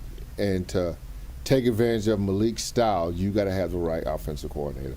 Otherwise, you're just going to go die somewhere in this league. No one ever hear from him ever again. Agreed. Malik Willis will not be back with the Packers next year. No, he's done. Agreed. He should never buy a drink in Green Bay the rest of his life. Well, yeah, because everybody should buy him one, right? Is that what you're saying? That's what I'm saying. Yeah. That's what I'm saying. All right, coming up next, a couple of different things to get to. Matthew Collar is a Purple Nation insider. He covers the Minnesota Vikings. We'll get an outlook from him on Sunday's game. What does he anticipate? A little buy or sell. We'll also handicap and power rank playoff teams here in the NFC. All that and more coming up. It's Potawatomi Sportsbook Football Monday. More football talk coming up next. This is Potawatomi Sportsbook Football Monday. With Wilde and Tausch, you won't miss a play. Nobody should be writing the season off. The idea of being one of the top teams without two of your best players is a big reach. But this is a season that you can find ways to do it. Presented by Pella Windows and Doors of Wisconsin. You think anybody ever feels sorry for the Green Bay Packers? They don't. And they shouldn't. And you shouldn't. Weekdays from 9 to noon on 94.5 ESPN. ESPN Milwaukee's YouTube channel and the ESPN Wisconsin app. Can you feel it? It's the thrill of witnessing a walk-off grand slam, a game-winning touchdown, a buzzer-beating 3. Yeah, you know the feeling. And there's only one place to experience that raw exhilaration. Potawatomi Sportsbook. Catch all the action in a supreme space with dozens of sports betting kiosks, cool drinks, luxe seating, great food, fiery atmosphere, and a monster video wall. Become a legend at Potawatomi Sportsbook. More info online. Must be 21 to enter casino. Badger fans, get ready to give back and chuck some pucks. Join Wisconsin men's hockey Friday, January 9th as the Badgers host Chuck a Puck, presented by BMO when they take on Alaska Anchorage at 7 p.m. Donate new or gently used recess equipment for the Boys and Girls Club of Dane County to earn your chance to throw a puck on the ice after the game and win prizes like a Wisconsin hockey jersey, signed sticks, or 2026-27 season tickets. Get your tickets to the game now and learn more at uwbadgers.com. Hey, it's your friend John McGivern. In a world full of chaos, I'm grateful for a health plan that has my back. Network Health is so reliable and trustworthy, they always put me and over 126,000 members first. It's just what they do and what they've always done for over 41 years. Call 833-7-NETWORK today. HMO and POS plans underwritten by Network Health Plan. Compensation has been provided for using this endorsement of Network Health. It's ESPN Wisconsin's Game Night, so for Events by Design. Events like appreciation parties and retreats can go a long way towards boosting morale and retaining top talent. Events by Design is your go-to creative partner for employee events that truly make an impact. They help leaders retain top talent by making their people feel seen, valued, and celebrated. The creative team at Events by Design does all the planning and production, making sure things not only look great, but also work. Make a smart investment in your culture today. Search online, Events by Design. They design, you party. Homer here for Window Nation's end of the year sale. It's cold here in Milwaukee, and if you've been thinking about new windows, it's good you waited, because during Window Nation's end of the year sale, get 50% off, plus you could get 0% interest for 5 years. On windows that stop the cold wintry drafts, seal out moisture, and so energy efficient, you'll save money on your utility bills. Installed in 1 day. Lifetime warranty and an A+ rating from the Better Business Bureau. Sale ends soon. Don't miss out on big savings. WindowNation.com to get started. It's Jason Wilde from Wilde & Tausch. Upgrade your industrial supply services with Lakeland Supply, your trusted ISO-certified partner for custom packaging, shipping supplies, janitorial, and safety supply solutions. With over 40 years of industry excellence, Lakeland Supply is a proven one-stop source with over 95% of their products made in the U.S., and they treat their customers like family. Personalized service with a national reach. That's what Lakeland Supply does. Visit LakelandSupply.com to discover how they can make your business better. This is Matt Meitner, owner of Sit Means Sit Dog Training. Do you find yourself talking to your dog but feel like she's not listening to you? Bella, sit! Are you constantly repeating yourself but she's not following your directions? Sit! Sit! Frustrating, isn't it? At Sit Means Sit Dog Training, we want to help you have a happy, confident, and obedient dog, and we also want to make the training process an enjoyable and worthwhile experience. Contact Sit Means Sit today to schedule a free consultation so we can create a customized training program so you are able to have the dog you want and deserve. Sit Means Sit Dog Training. Sorry, we don't train husbands, wives, or kids. We're back with Potawatomi Sportsbook Football Monday, live from the Potawatomi Sportsbook Studios on 94.5 ESPN. The market is open, and the hot takes are trading fast. From bold predictions to brutal realities, it's time to put the takes on the table. Are you buying or are you selling? It's time to buy or sell. All right, it's that time of the week where I tee up Gary with a couple of questions here, thought-provoking questions. He always gets mad at me for this, but it's called buy or sell. And you don't like it because I put you on the spot. I demand an answer. Yeah, you get very irritated with me every time we do this. And that's okay. Yeah, I don't. Yeah, you're trying to, maybe make a decision. I'm not ready yet. Yeah. No, well, that's why we do it in the 7 o'clock hour. So I try and warm you up here, get a little butter on the buns and let it go. And then we get into the 7 o'clock hour, and you're warmed up, ready to rock. Be careful with these analogies and stuff. Where I put the butter? On the buns. Okay. Yeah. Well, all good. Yeah. You ready to play? Yeah, let's go. That's a big fat no there, and exactly why we'll get started here. Let's go, Greg. The Packers have lost 3 straight games. They're falling apart with injuries. Are you buying or selling Matt LaFleur's future in Green Bay will end if they do not win a playoff game? Thought we'd start easy on this one. Why are we doing this? Well, it's just kind of a pulse check. Where you at? I'm going to be where I'm going to be at. No gray area allowed. I'm going to be where I'm going to be at. Black or white, yes or no? Why are we even Why are Packer fans even debating? Anybody, well, then say you're selling. Comes up that Matt LaFleur's got to be on the hot seat. What is wrong with people? How about this? The reason why, and you don't agree with me, I know this, the reason why your backup quarterback, Malik Willis, is about to get a huge payday is because of who? Matt LaFleur. Maybe his most masterful coaching job is with that player and the offensive team in Green Bay. The reason why you had a quarterback that was in the running for MVP until he got hurt, Jordan Love, Matt LaFleur. The reason why Matt LaFleur wasn't hired for Aaron Rodgers. Matt LaFleur was hired for Jordan Love and anybody else that comes after him. I would say Matt LaFleur's done a damn good job of developing a quarterback. You go talk to a doggone Bears fan,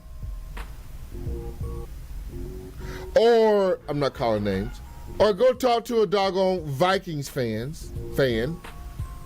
Or, well, the Lions, you probably can kick them out, but we'll put them in there for just sake of putting them in there because they had to go trade to go get Jared Goff.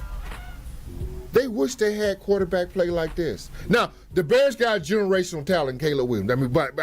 But they were bad for a long time to get that dude. I mean, they had Trubisky, which they thought he was that dude, but he wasn't that dude. I mean, so I digress.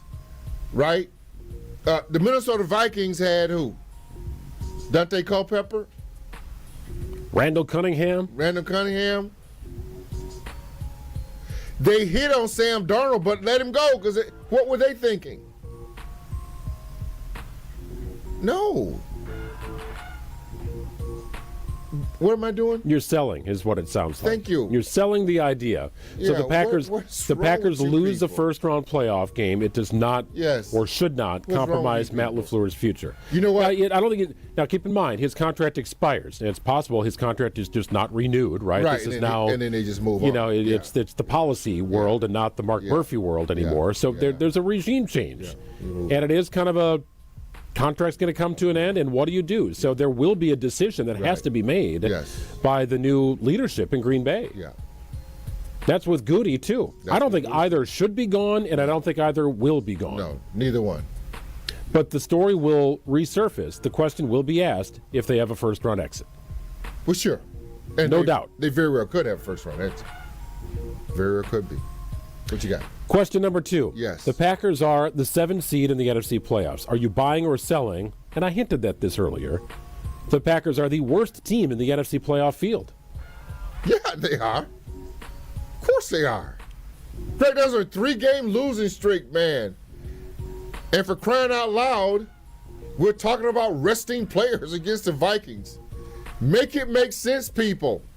Yeah, we are. We're the worst team right now. That in is both not AFC and, well, I was going to say it all depends on how it wash out between the Steelers and the Ravens, but at that point, they would have won a game to get in. So we could lose a game and still be in. So Sure. Yeah, but you are not saying the Packers can't win a playoff game. But you're saying they are not the best team in the NFC why there are playoffs. people out here? I'm gonna bring this all together. Why are there people out there talking about? Well, if they didn't expand it to 7 teams or 7 seeds, then the Packers would never be in the playoffs under Matt LaFleur. Does that even make sense? Does that make sense to you? No, that's finding an arbitrary argument to have to fuel your narrative. Oh, you just used two really big words. It's like, what are you doing? Arbitrary. Like narrative. That's pretty good, Greg. Yeah, I mean, if the best teams in the league just went to the Super Bowl right away, none of these teams would be in the playoffs. You want to make that argument too? Thank you, Greg. It's stupid. It's a foolish argument to make. Yeah. All right, let's go. Wild card teams can win, by the way. Been proven. In every sport. Been proven. Any sport there's a wild card team can win. Been proven. Just got to get hot. Micah Parsons undergoes ACL surgery today. Okay. It happened today. Are you buying or selling? Parsons will play in more than half of the Packers' games next season. Selling. All of January out. All of February, selling. March, April, They May, won't. June, July, August, September, October would be 10 months. He'll be back probably the 8th or 9th week in the season. So that's right around that halfway mark, right? Like you're very close to that. Close. Because the Packers err on the side of caution, and especially with that guy, just gotta, and they just gotta roll with it. Win some games, and you get him back, and it help you get into the playoff push. My guess is that the window for Micah Parsons to be evaluated opens up sometime in October. Yeah. Maybe the end of September. Right. I'm not rushing that dude back. But what was it, a 4-year deal? 4-year deal. Okay, I got time. You want to It's a make sure young he team. is Nobody's himself. going anywhere. Yes. Right. Like if he's not his explosive self, then you got a bigger problem. Right. But, I think as many athletes have proven, Yeah. the ACL, while it may take a while to rehab, Yeah. you can come back and be stronger than ever. Well, and it's always the following year that when you feel like yourself, not the year that you come. So Christian Watson will likely be even a little more explosive next season absolutely. versus this season. Always a following year. Well, about a 10-month injury for Watson. Yeah. And look, not every tear is the same, although we understand it was a clean tear of the ACL, no ancillary ligament damage. Yeah. Nothing complicated about it. Right. But it's going to take some time. But he's just one of those dudes you don't really count against. Oh, well, you don't want to rush either. Right? But I could see the window opening in late September. Okay. So I think it'd be right around the halfway mark of the season. Right around there. Right. We'll see where the bye week falls. But that would be great to get him back on the field for at least half of the season. Coming up next, it's called Not By Beat. It's a conversation with Matthew Collar. He covers the Minnesota Vikings. Couple of questions here I have for Matthew. How are the Vikings treating this game? They're out of the playoff picture. Is Aaron Jones considering retirement? And who is starting at quarterback this weekend against the Packers? I don't know. I don't think I know any of the answers to those questions, but Matthew might. We'll check in with him after this. Let's go, Matthew. More football talk coming up next. This is Potawatomi Sportsbook Football Monday. To help those who want to be helped, but may not be able to afford it. That's what PGA Tour winner Grayson Murray had envisioned for a foundation before he sadly took his own life at just 30 years old. His parents channeled their grief into creating the Grayson Murray Foundation, carrying out his vision to help those struggling with mental health and addiction. To donate and learn more, visit GraysonMurrayFoundation.com.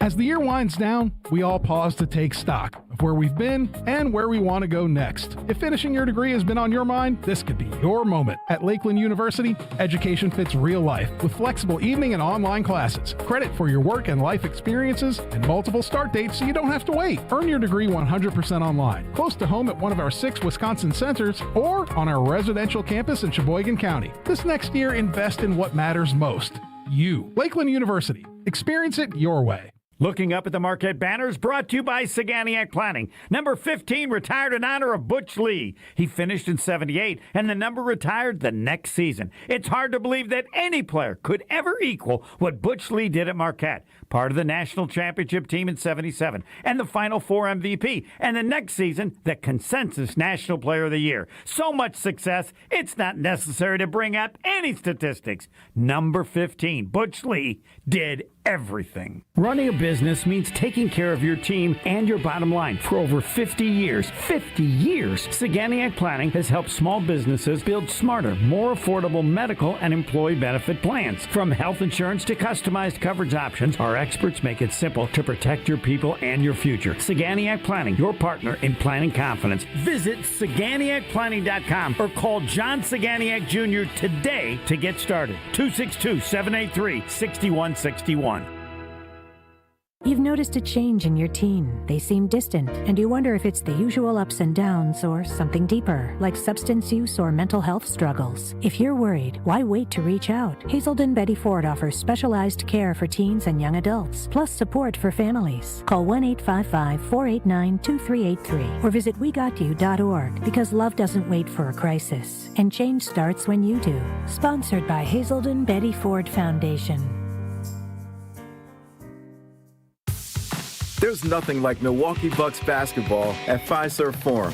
The dunks, the defense, the roar of 17,000 fans. It's even better when you're with friends or family. From jaw-dropping plays to buzzer-beating threes, every game is packed with unforgettable moments that you'll get to share together. So gather your crew and get your single game tickets today at bucks.com/single. That's bucks.com/single. The pursuit of fair wages and top-of-the-line benefits is achieved when the right union has your back. The Sheet Metal Workers Labor Union is extremely diverse, representing Wisconsinites working HVAC, architectural metals, welding, specialty fabrication, and much more. Make great living wages with outstanding benefits, pensions, and apprenticeship programs in trained, safe working environments. The Sheet Metal Workers Union is a leading force in the revitalization of the labor movement in Wisconsin. Home buyers are raving about their experiences with the Citizens Bank mortgage team. Aaron helped me get pre-approved really fast, like before the open house even started. I called Devin so many times with questions, and he always answered. It's more than a mortgage. It's your future. And at Citizens Bank, we make it personal. Learn more at citizensbankwi.bank/mortgage. Citizens Bank is member FDIC and an equal housing lender. NMLS 746419. We're back with Potawatomi Sportsbook Football Monday, live from the Potawatomi Sportsbook Studios on 94.5 ESPN. When the story isn't in Green Bay, you gotta go straight to the source. Each week, we check in with the people on the inside. This is Not My Beat. Welcome back in. It's Potawatomi Sportsbook Football Monday. Greg and Gary with you until 8 o'clock tonight. The final Monday night football game of the season just underway here. You got the Rams and Falcons. Doesn't really mean anything for the Falcons. Means a little bit, I guess, for the Rams. And not unlike the situation that will play out in Minnesota on Sunday. Is it a meaningless game for the Packers? Well, maybe. Can't improve their seeding, but they can snap a 3-game losing streak. Vikings are out of the playoffs, but I'm sure they'd like to finish above 500 this season. Matthew Collar covers the Vikings, our Purple Insider. We welcome him back to the program. Hey, Matthew. It's more meaningless, I think, to the Packers than it is the Vikings. You know, the Vikings started out 4-8 and hit that low point in Lambeau earlier this year, and then they've got a chance to get up over 500. So I think that you're going to see a lot of the Vikings starters. I think they're going to game plan hard for this one, and the motivation will be there for Kevin O'Connell to at least get a winning record after halfway through the season. It looked about as bad as it could possibly look. I guess the question for both teams is who will start at quarterback? What are you thinking out of Minnesota? Well, today Kevin O'Connell told us that there's still a chance that J.J. McCarthy could start. I don't think that's a great chance because he has a fracture in his hand, his throwing hand. It's not like you could just tape that thing up like Justin Herbert and have a little robot hand or whatever with your left. I mean, he's got to throw with this thing.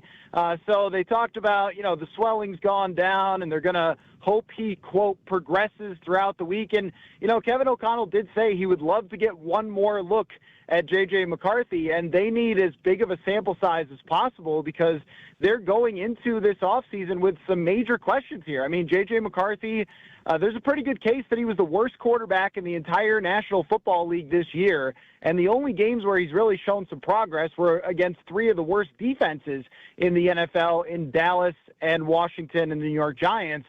So you'd like to see him against a little bit of Jeff Hafley, even if it's half the starting lineup, to just get some more reps and more evaluation. But as of right now, it's up in the air. And the drop-off to the next guy, even from McCarthy, who struggled as much as he has, is pretty significant since Max Brosmer last week threw for 3 net yards the entire game in their win over the Detroit Lions. So it's not an ideal situation at quarterback at the moment. Well, you mentioned that was a win. That is not commonly the recipe for a win in the NFL, but here we are. It was a win, and it knocked the Lions out of the playoffs, which was pleasing to many Packers fans. Was the defense really that dominant? It truly was, yes. And, I mean, part of it is that the Detroit Lions offensive line was extremely banged up. They were playing wide receiver Dan Skipper. I'm kidding. He's a tackle, but they usually don't use him as a tackle that much at left tackle instead of Taylor Decker and, just backups across the board. And they really struggled with picking up all those things that Brian Flores tends to throw at opposing offenses, which, you're very familiar with. But we also know that if you get Jared Goff off his spot, you get his feet moving, that he has a lot of trouble when he's under pressure. He's a great quarterback when the pocket is clean, but they just pressured him time and time and time again in that game, and it was really something to watch. And, over the last couple of weeks, they've been hyper aggressive. Like, if your audience is old Madden players, if you just run like a goal line blitz every single time where you put everyone at the defensive line, that's kind of what the Vikings have been doing. They've just been ultra aggressive. It's kind of like they threw up their hands and said, you know what, we're not going to win with any of our quarterback play, so we might as well just blitz the heck out of everybody. So no matter who starts at quarterback for the Packers, they are going to face all sorts of pressure. And, it's ironic because the Vikings defense is also now almost completely healthy. They're missing Jonathan Grenard and Josh Metellus, but everybody else has been healthy, and so they've really played in the last 5 weeks like themselves and kind of made some really good quarterbacks like Dak Prescott and Jared Goff look foolish. So I was going through an exercise yesterday, Matthew, trying to assess where Malik Willis would best fit next season. The Packers' backup quarterback was outstanding in the Packers' loss to the Baltimore Ravens. He's been unbelievable, right? Turned his career around in Green Bay after a disastrous start in Tennessee. They gave up on him. Do you think Kevin O'Connell would look at this and say, look, we've got a near championship defense. We still have Justin Jefferson. We've got the offensive weaponry to make it happen. We just need the right guy under center. Is it possible they would make a move going into next season? So I do think it's possible. The one thing we don't really fully know is how Kevin O'Connell feels about the possibility of J.J. McCarthy still becoming a very good quarterback. I mean, we've only seen 8.5 games in 2 years of him at quarterback, and the only good games he's had have come against those terrible defenses. But when you look at the rest of the roster, as you alluded to, it's not just the championship-level defense. It's J.J. McCarthy has not been able to get the ball to Justin Jefferson, which is unfathomable. I mean, every other quarterback, we've seen Nick Mullins do it, right? We've seen Darnold. We've seen Kirk has had wild success in throwing the football to Jefferson, and it's just been like there's a mental block or something there. I think it also requires timing and accuracy to get it to a receiver who's so well covered, but the whole offense is built around Justin Jefferson, and that's got to be terrifying to them that J.J. McCarthy has not been able to get him the football. And I think when you have the best receiver or arguably on earth and a defense that can win a lot of games for you, I mean, if the Vikings had the 15th best quarterback in the league this year, I mean, they'd be playing probably deep into January with the rest of the roster they have, and I'm sure that drives Kevin O'Connell up the wall. As far as Malik Willis goes, I'm a really big fan of Malik Willis because I love the way that he came into the game against Chicago and looked completely in control. You don't see that from a lot of backup quarterbacks that look like they just started the game and they prepared all week long when they were, when he was probably running the scout team. So that was super impressive from him. And then, of course, the Ravens game. And these aren't the only games where he's been good. I think he'd be a great option, but the problem is, how many other teams can pay Malik Willis $25-30 million? Like just to show people how expensive quarterbacks are, Justin Fields made $20 million this year and is going to get $30 million total guaranteed from the New York Jets, and he's never been good. So, I think there's so much desperation that the Vikings, with their cap situation, they set it up entirely for JJ to succeed, that they don't have a lot of options there unless they move a ton of money. And if I'm Malik, I'm going to Miami. I'm going down there where they've got an innovative offense and playmakers and just need an improvement as a playmaker and maybe with arm strength at quarterback. And, I've heard that the weather is better in Miami than here. I can't confirm that, though. Yeah, right. No, totally understandable, especially in January. Although it gets very hot in August. Those preseason games can be sweltering. A lot of Packers fans, still big fans of Aaron Jones. Any thoughts that he might retire after this year? Has there been any discussion of that?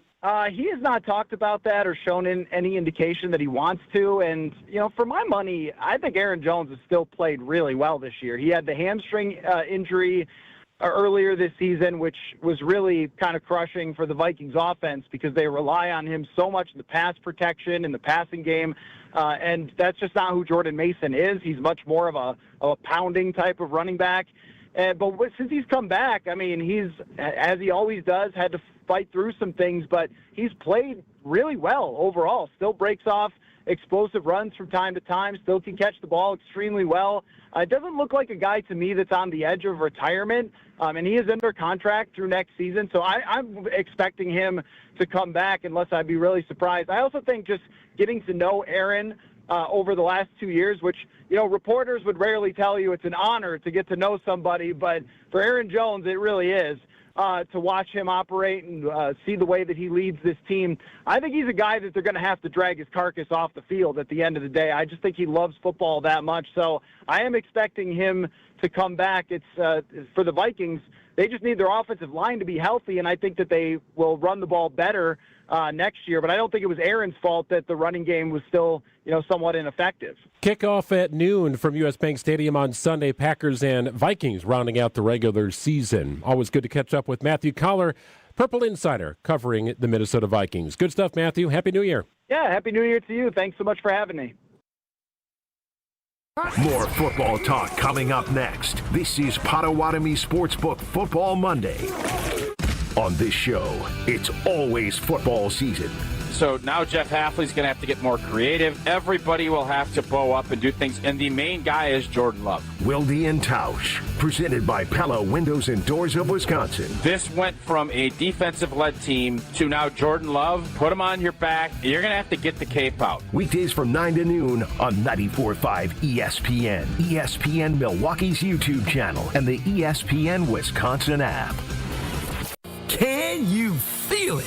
It's the thrill of witnessing a walk-off grand slam, a game-winning touchdown, a buzzer-beating 3. Yeah, you know the feeling. And there's only one place to experience that raw exhilaration. Potawatomi Sportsbook. Catch all the action in a supreme space with dozens of sports betting kiosks, cool drinks, luxe seating, great food, fiery atmosphere, and a monster video wall. Become a legend at Potawatomi Sportsbook.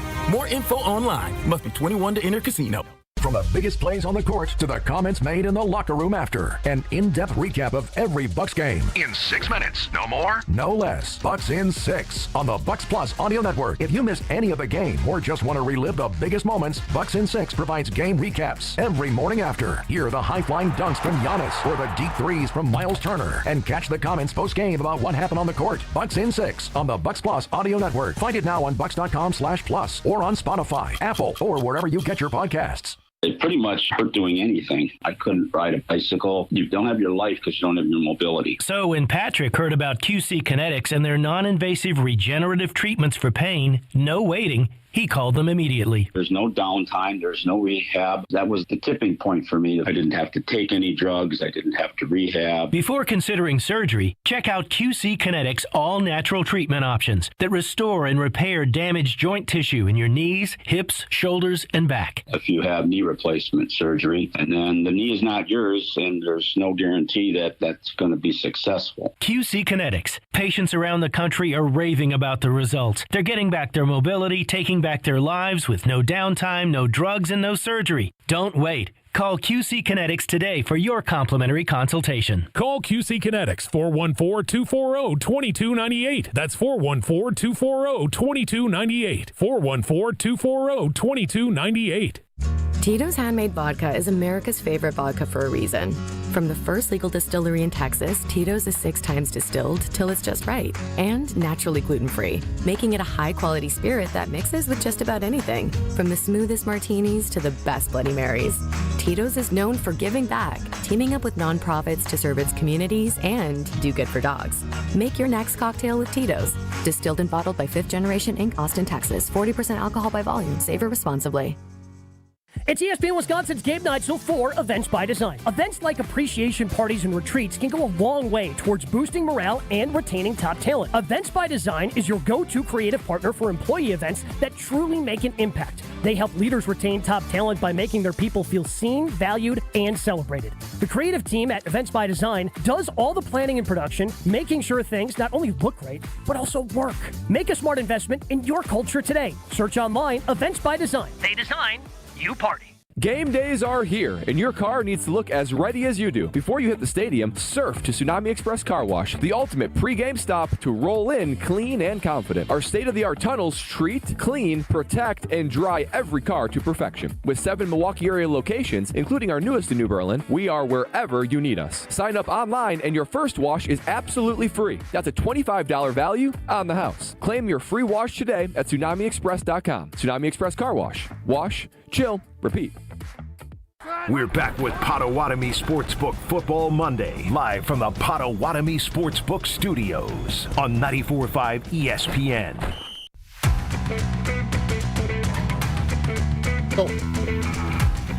A reminder, there is no better place to watch the game or games than Potawatomi Sportsbook right here in Milwaukee, where we are located for Potawatomi Sportsbook Football Monday. Games on the 2,000 square foot video wall. All the games you want to see, open early. Make sure you reserve your spot here. The playoffs are right around the corner here in the league. You'll want to watch the games right here at Potawatomi Sportsbook. Great place to watch the games. It is. Love it. In a nice crowd here. A lot of people taking this week off, and got a nice crowd here for Monday Night Football, as you might expect.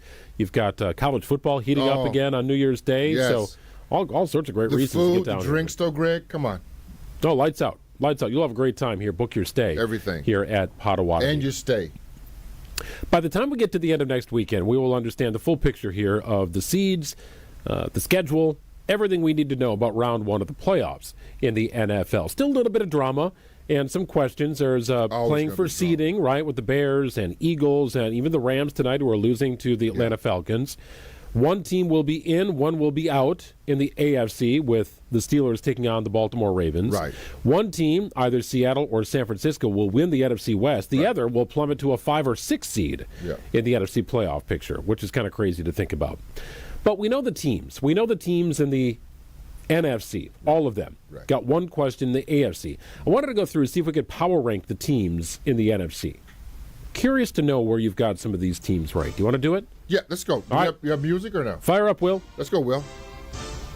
Let us power rank the teams in the NFC playoff picture. Now, to do this, you might want me, Gary, to walk through the teams that are in the postseason. Well, that would be nice, Greg. Well, I can help you out with that. Right, so take a little mental note here. We'll go through the standings as things stand right now. I don't know if you need seeds or anything like that, if that doesn't really matter to you. If it's more about the teams, I can just give you the teams. You got some sunflower seeds? Or I don't have sunflower seeds. Okay. Do you want me to get some? That's good. Well, they got everything else here at Potawatomi before, so I wouldn't be surprised if I could get my hands on some. All right, let's roll through it here. Let's go. The full roster of teams in the NFC include the Packers, the Seahawks, the Bears, Rams, 49ers, Carolina Panthers. I forgot about that game. Carolina and Tampa Bay have to play for the NFC South. That's my mistake. And you've got the Philadelphia Eagles. So we will assume for right now the Carolina Panthers are in because they do occupy that spot right now based on tiebreaker, though it could change. It might affect how you have things ranked. How do you rank these teams? Who's on the top? The team of all teams right now in the NFC. Well, I mean, I would go, obviously Seattle is on top, I mean, by their standings, right, in the NFC? Record-wise, yes, they are 13-3. But in my opinion, the best team in the NFC is playing tonight, although they're losing, is the LA Rams. I think they're the best team in the NFC. What is it about the Rams that makes you say they are better than San Francisco and Seattle, the two teams ahead of them in their own division? Well, I feel like they could score at any point.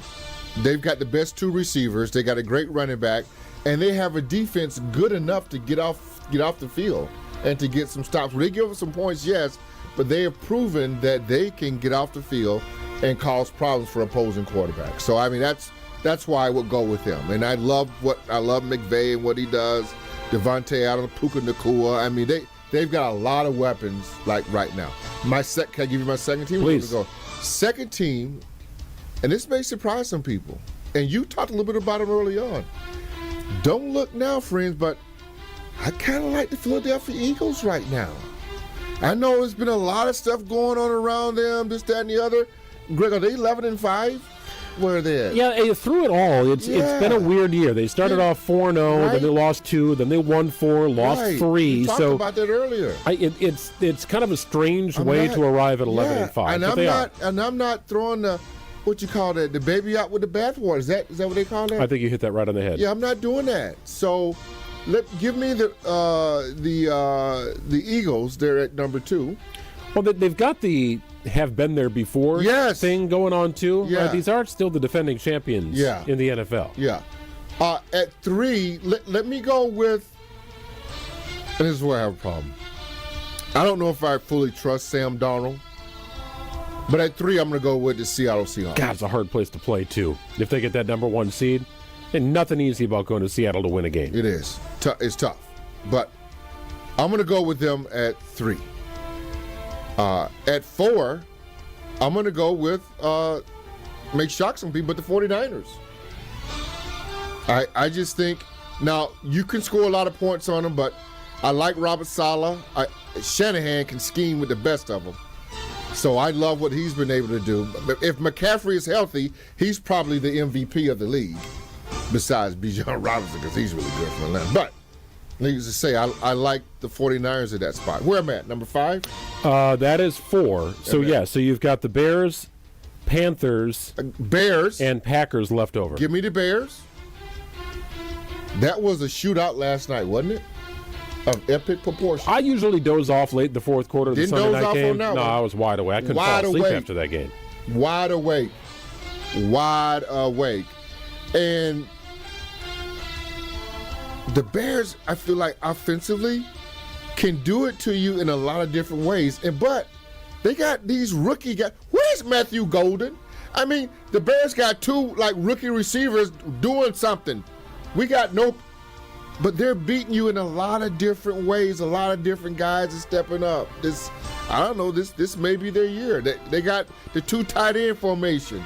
They got the two running backs, and then they will probably have, if this all works out, I think Caleb Williams is a generational talent. Defensively, they got to get better. I think that's their weak point, but. They're in one of those years, like it happens all the time with the Bears. Defensively, they cause turnovers. They lead in the league in takeaways.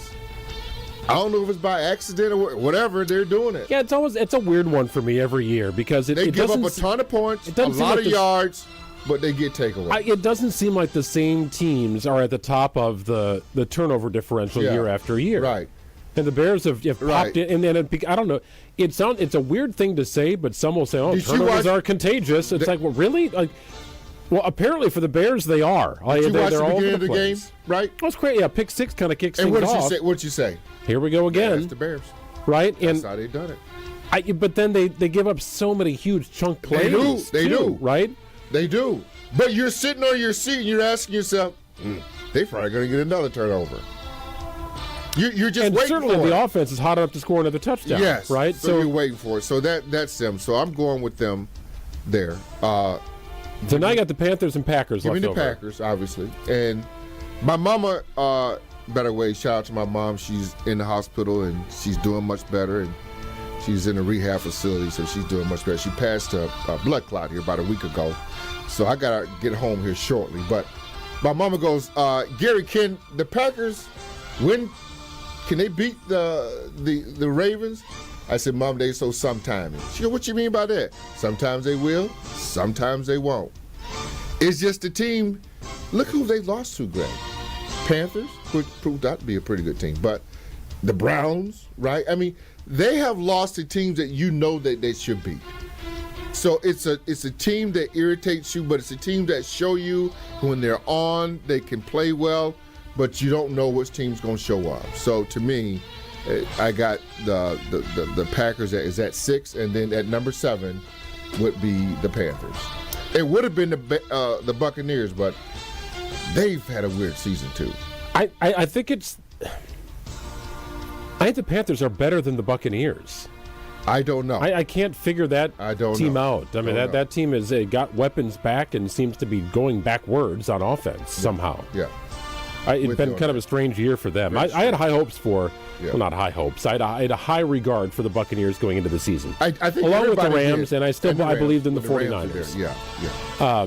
And I thought the jury was out on. I thought the Minnesota Vikings were the most likely team to come back to earth. Agreed. But I didn't think, after they played Green Bay, that it looked like they had the worst offense in football. Yeah.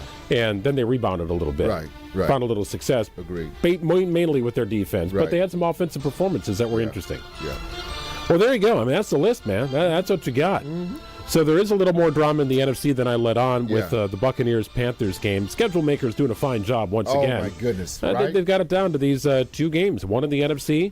Winner is in, loser is out. AFC with Steelers and Ravens. Winner is in, loser is out. NFL's and seeding up for grabs, too. It's king. Now, and I understand over the holidays the NBA was a little bit upset that the NFL played some game on Christmas Day. Well, yeah, a little sob story right now. It's too bad. But they got to understand, NFL's king. It is what it is.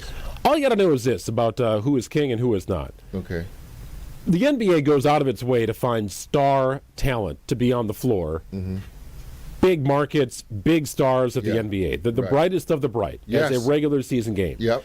The NFL will have better ratings with whoever the hell the Chiefs were playing at quarterback. You know what I mean? It's not Patrick Mahomes. It's not. I know who these guys are. They had one game you wanted to see, right? Was that the Vikings and Lions? And that was about it. And that was with it. Max Brosmer, and they had 10 yards passing. Like what? Like, it doesn't matter who does what. The NFL will still win. Right. That's also at a point where fantasy football championships were being played, too, right? And it's not exactly happening with the NBA. This is true. We are out of time here from Potawatomi Sportsbook. Gary and I will be back on Monday of next week following the Packers and Vikings game. Looking forward to that discussion. We'll have a much better picture at the playoffs, where the Packers are going, who they will be playing. We'll analyze that matchup along with all of the matchups in round one of the NFL. Just two teams will get that first round bye, and it's going to be a very interesting off-season, yes, but a very interesting playoff season here in the NFL. For Gary Ellerson, I'm Greg Matzik. Thanks to our producer, all-time Will Summers, and all the fine folks here at Potawatomi Sportsbook for hosting us each and every week. ESPN Radio, next, right here on ESPN Wisconsin.